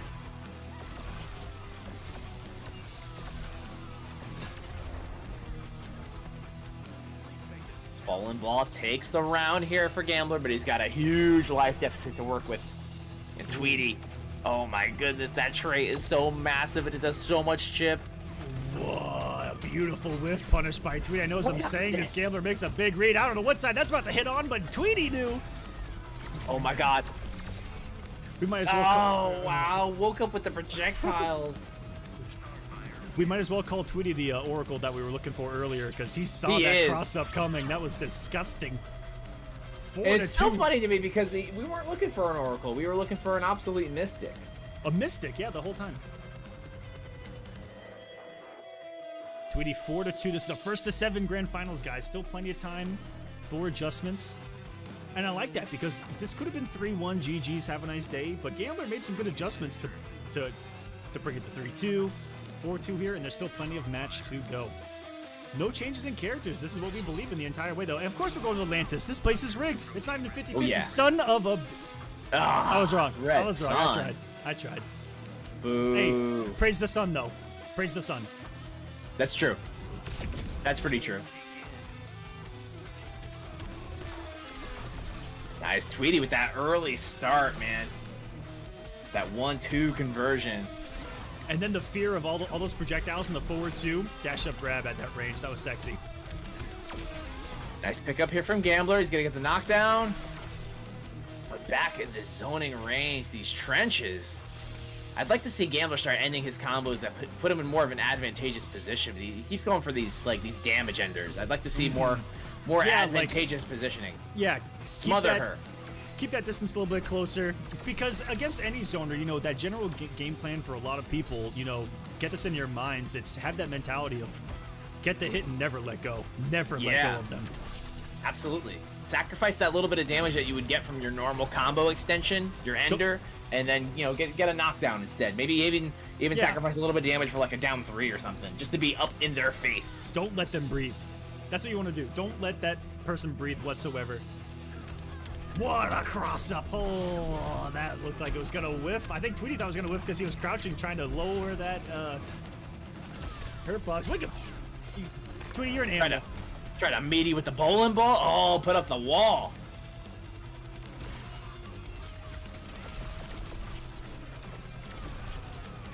As long as one of those traits hits, it's such a good round starter for Tweety to just get one of those. That way he's got the health lead and the full screen to play with. Oh, the overhead follow-up, and it worked. Nice, gonna get the corner here. Oh, Neutral Gambler. jump 3. Oh my god. The Tamarind charge finally works. If Gambler had meter burn that forward 3, he actually would have beaten it, which would have been his 4th or 5th time. Could have been the round with a back 3. Is he gonna punish here? No. Enough recovery for Tweety to get a back dash. Oh, no conversion. Oh, the Tamarind charge it everywhere. Ah, getting out of the way. No way. Super scrambly has to clash.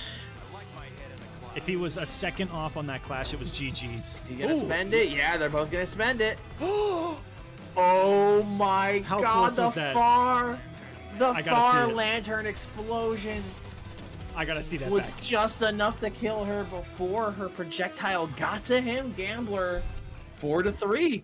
These guys are pretty much neck and neck right now. This was fantastic here from Gambler. Let's take a look at this. Oh my. Look how It close was it is. his fingertips. Look at this. Look at this. Look at this, guys. Oh. That could not have been any closer. It's like the Sistine Chapel.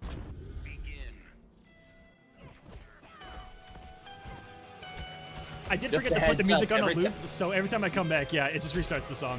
Yeah. That's my bad. That's my bad, chat. It's such a good song, though. I want to keep listening to it. Not too bad. Written by this man right here, ladies and gentlemen. What a Oh, god. thank you so much. I appreciate that. Appreciate the love, guys. Buy the soundtrack. Support the Kolosseum. Buy the soundtrack, guys. You can buy this music. It's royalty free. You can play it on your stream. You can play it in your tournament. I don't care. They don't care. But Nope. if you would please like to support these artists, go to Kolosseum.gg/store. You can buy the whole album for $10. Please support the artists that have made this such an amazing experience. And speaking of godlike, so is Tweety's performance here in game number 8 between these two. First to 7. We're going the distance. We're going for speed. Oh, wow. Did you see him trying to steal his turn with a down 2? This man's been playing a lot of MK11. You can tell. Oh, yeah. Here we go. Gets the back one confirmation. Tweety tried that exact breakaway that got him out of the corner twice, but it didn't on this one. Whoa! Okay, he knew exactly what Tweety was going to do because he would not have had that conversion put in otherwise. Not with a Yeah, down he one from that challenged. distance. He challenged that forward 1 with the down 1, and he got the pickup off of it. That was fantastic stuff from Gambler. Great situational awareness.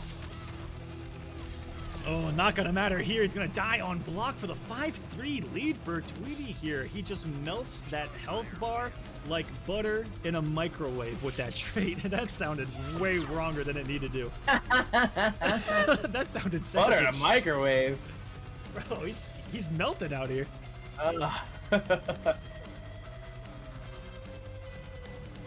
Isn't it crazy how little like butter lasts in the microwave? You put it in for 5 seconds, it's Oh, it's it's all gone. gone. It's a goner. It's a putter. All right, Tweety up 5-3. Only needs 2 more to close out the tournament.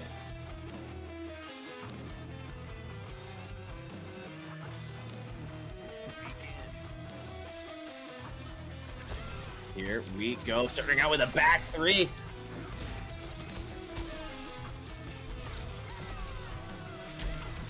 Nice trait cancel and another raw back 3. My goodness, Tweety making some huge plays here.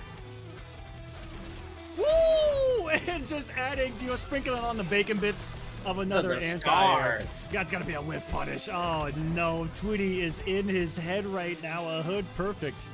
That was a fantastic round for Tweety. Finishes out with a jump 2. Okay, here we go. Lantern combos, nice. Get the side switch, I like it. And he doesn't meter burn it. He wants to keep that corner, but already on the other side is Tweety. The breakaway. It's gonna be a punish too. The 10-minute charge. Oh yeah, wow. One of the side switch, but the air escape by Gambler avoided it perfectly. This is still doable if he can take the health bar. Another interruption by Tweety. That challenge gonna force. Tweety just so aggressive, man. He just doesn't let go of the gas ever. That was an aggressive spot to press the button because you're in Green Lantern's back 1 range and nothing beats that.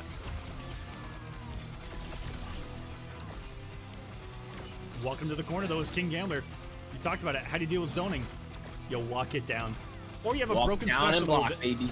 that does it for you.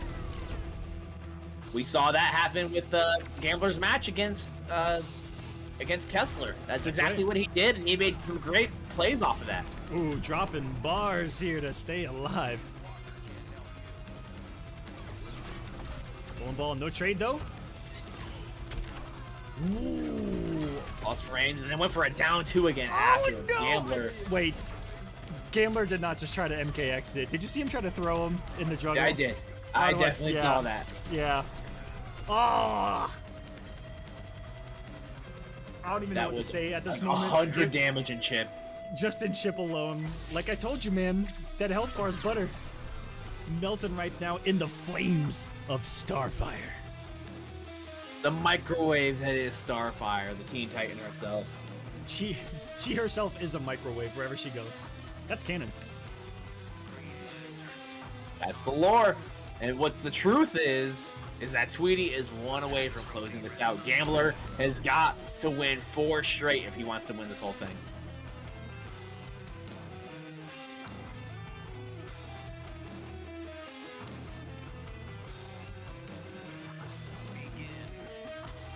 Look at that suit, though. Point for Tommy Tweety.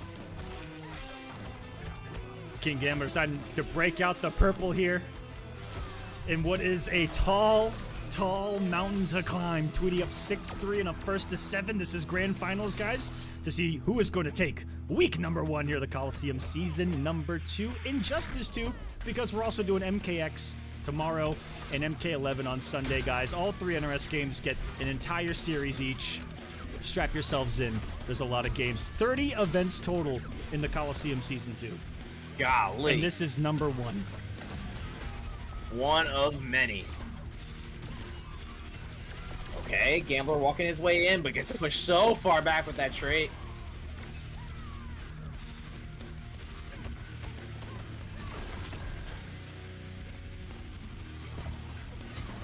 There's the blast right there. Beam. So instant.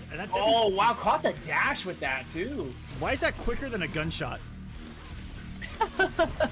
That's the power of the Lantern Core right there. I It's feel not like man-made. it's faster than a speeding bullet.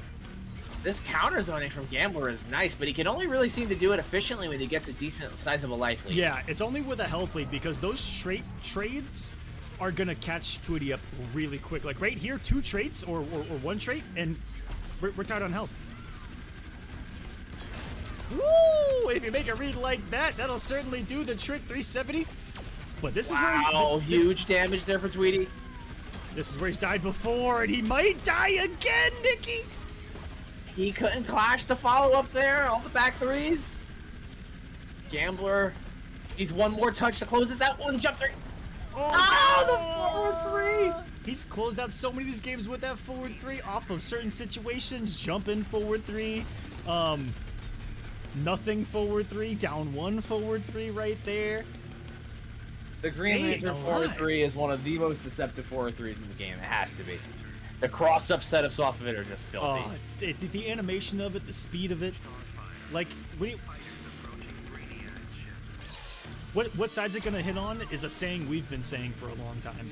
That's the Rebello mix-up, man. Oh. Remember Rebello? Oh yeah. Oh yeah. No one He did. used forward 3 like it was his main neutral tool. Why not? It's plus on block. Makes a lot of stuff whiff and the snipe of a back one to start us Round off. start, Gambler. back 1. Tweety tried to back 2. Gambler painted the toes. Ooh, anti-air. Eye on the sky. This is all this is it. Oh, we're working on the perfect- Joseph Cortez. Almost had the bar. Possibly could have built it on the lift itself. Has to fight this corner pressure of Tweety's right now. It's going to be coming down 1 hair flip. Nice and safe. Look at that. Gambler didn't go for a down 1 wall right there, which is the Cetrion equivalent here in Injustice 2. And drops the That bars. was a Dude, very this is good round for convincing. Gambler. Convincing. That looked pretty freaking good to me. Tweety's still here on tournament point, but Gambler giving him the fight of his life. Ooh. That was disgusting. Oh, armored through the gap. Yeah, that back 1-4. Huge gap where you can meter burn back 3 punish it, and Tweety blew it up immediately. Someone that's just put endless hours into the lab, into these matchups. And I'm just a commentator. No, Tweety's doing a fantastic job here. I think that he had some of the most playtime on Injustice 2 out of anyone. Oh, I think so, yeah. Even if you look at the levels, I mean, Tweety's like level 90. Gambler's only like level 78. Gambler's ridiculous at this game, you know? Tweety's got like 12 levels on him. That's insane. That's a lot of games. All right, Tweety, he's on tournament point right here. He's 400 health to do it, but Gambler's about to stay alive. And are we about to go to 5-6? We're going distance. Oh, he landed on the tail end of that slow projectile. And that was great zoning there from Gambler because he threw that fast one first. And Tweety anticipated it was going to be the same speed. And then he threw the slow one, and Tweety landed right on it. Gambler taking us into a game 12.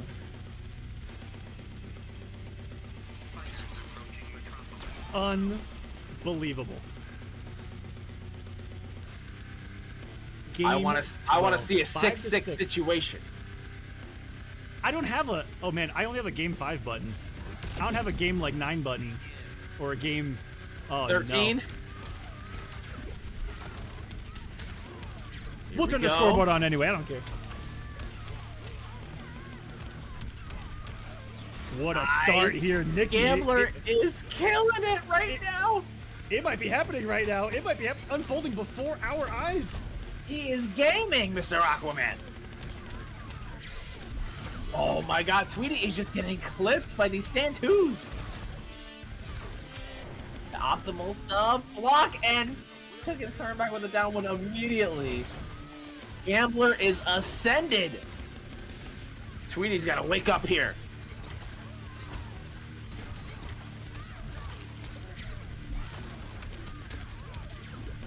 More damage to the corner.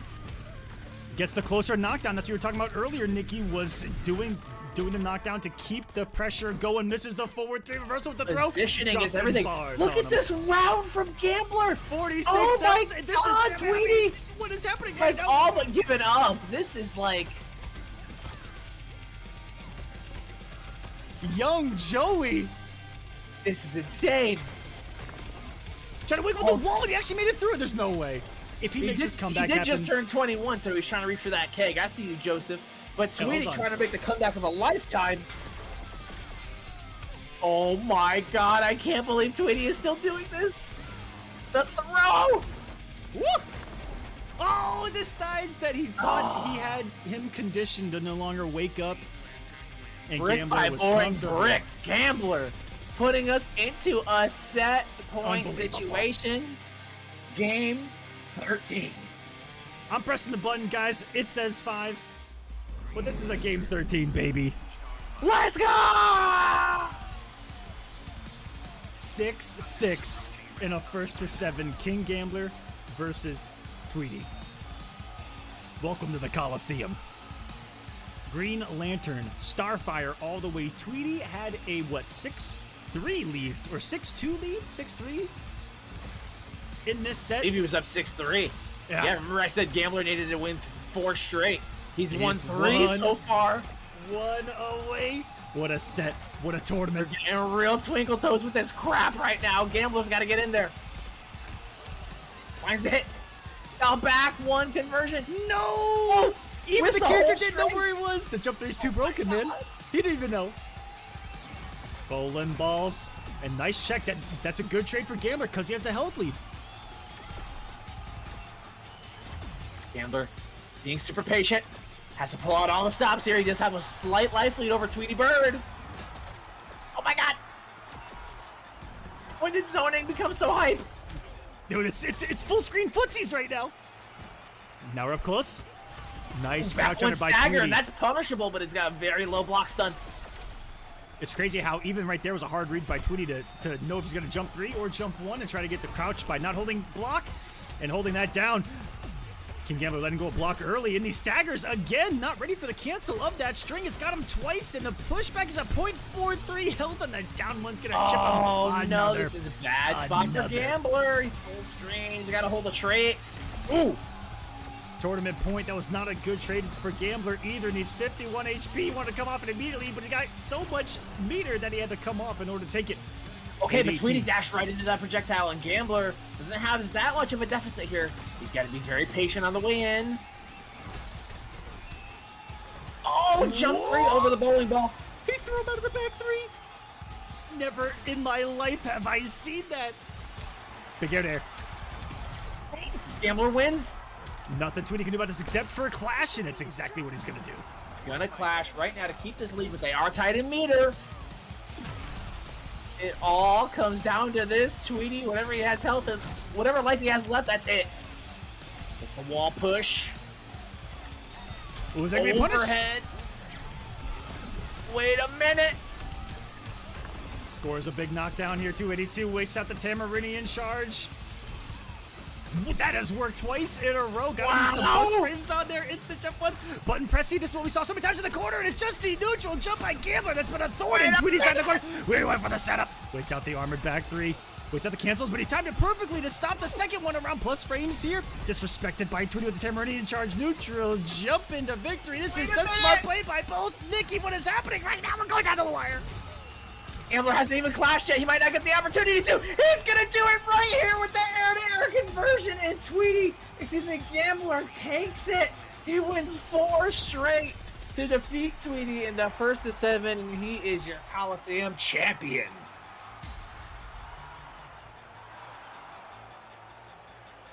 That was insane.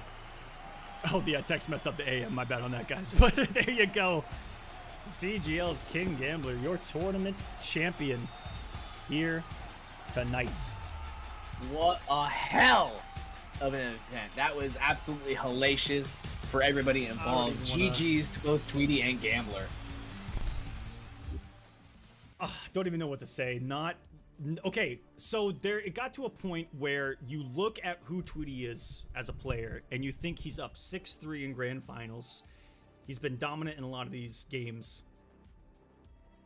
This is a hole that you don't climb out of. No. This was the movie Holes. There's a phobia for that, you know. And for King Gambler to make it happen, absolute magic here in week number 1. I cannot wait to see everyone duking it out each and every single week for the next 8 weeks here on the Kolosseum. I saw coming in Lord V Noodles, by the way, an Injustice player himself, coming in and asking about why is it a first to 7. This was the bracket here tonight. I do realize that we do need to put a champion spot like right below it, so we will work on that for the future We'll get on shows. Yeah, sorry about that, guys. But your winner is going to be CGL King Gambler. Now, how the Kolosseum works: all 3 games, Friday, Saturday, and Sunday, Injustice, MKX, and MK11. It's going to be open play, where you queue for matches, and top 8 in positioning from that open play in a top 8 bracket on stream to determine 1 through 8.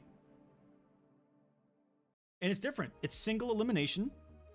It's first to 3 in round 1, first to 5 in semifinals, and first to 7 in grand finals. And that's it.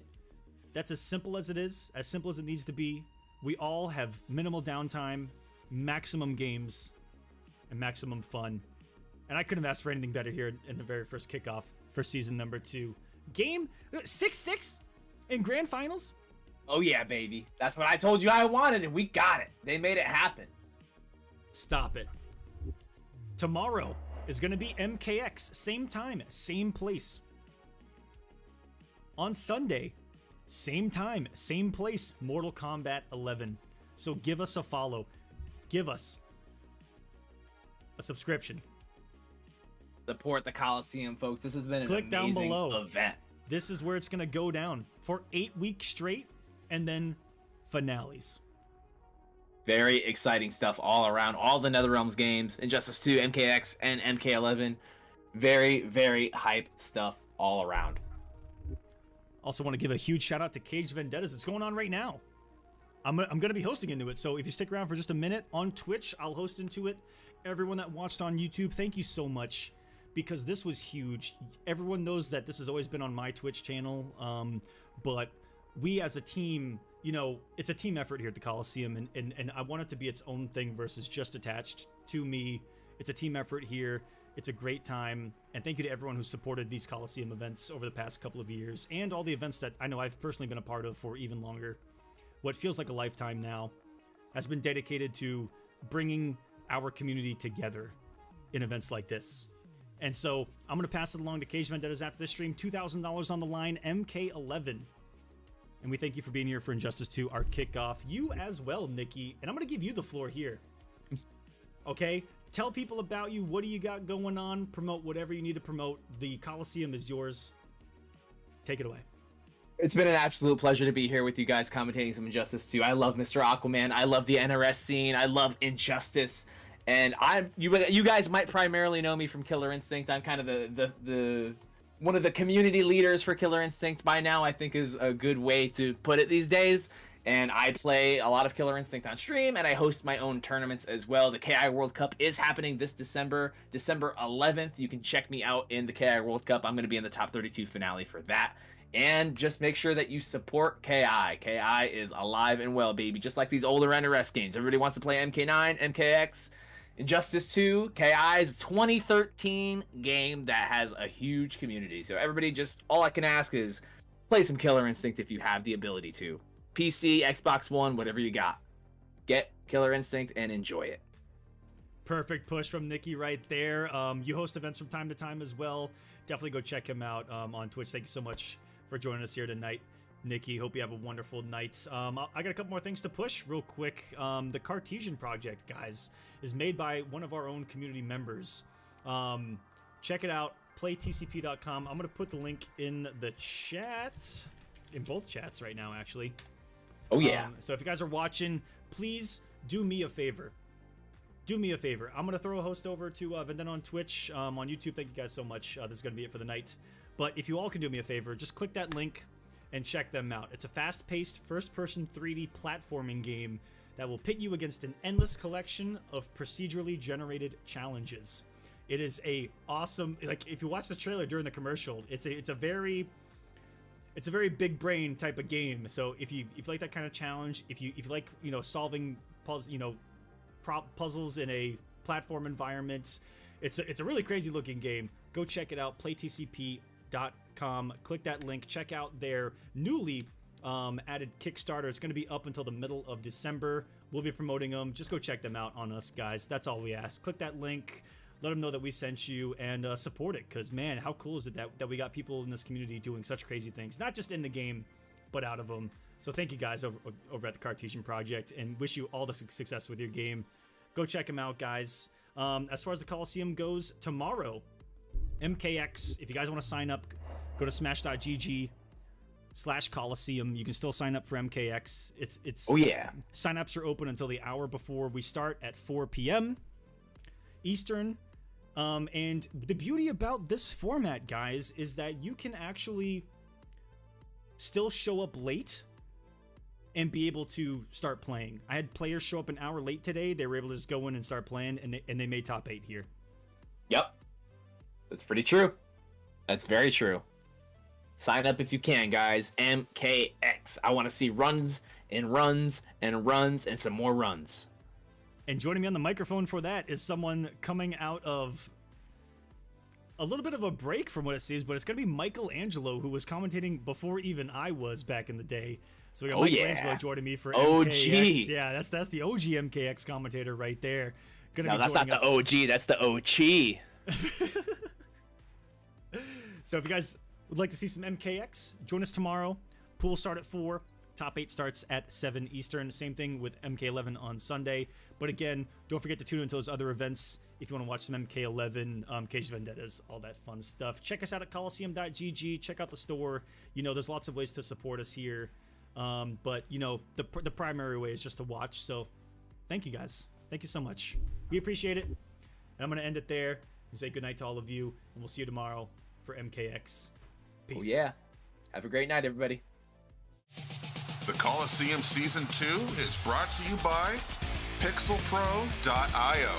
Empower the creators. And the Kolosseum Studios. That's right, we're our own sponsor. Check out events, merch, music, and more at Kolosseum.gg.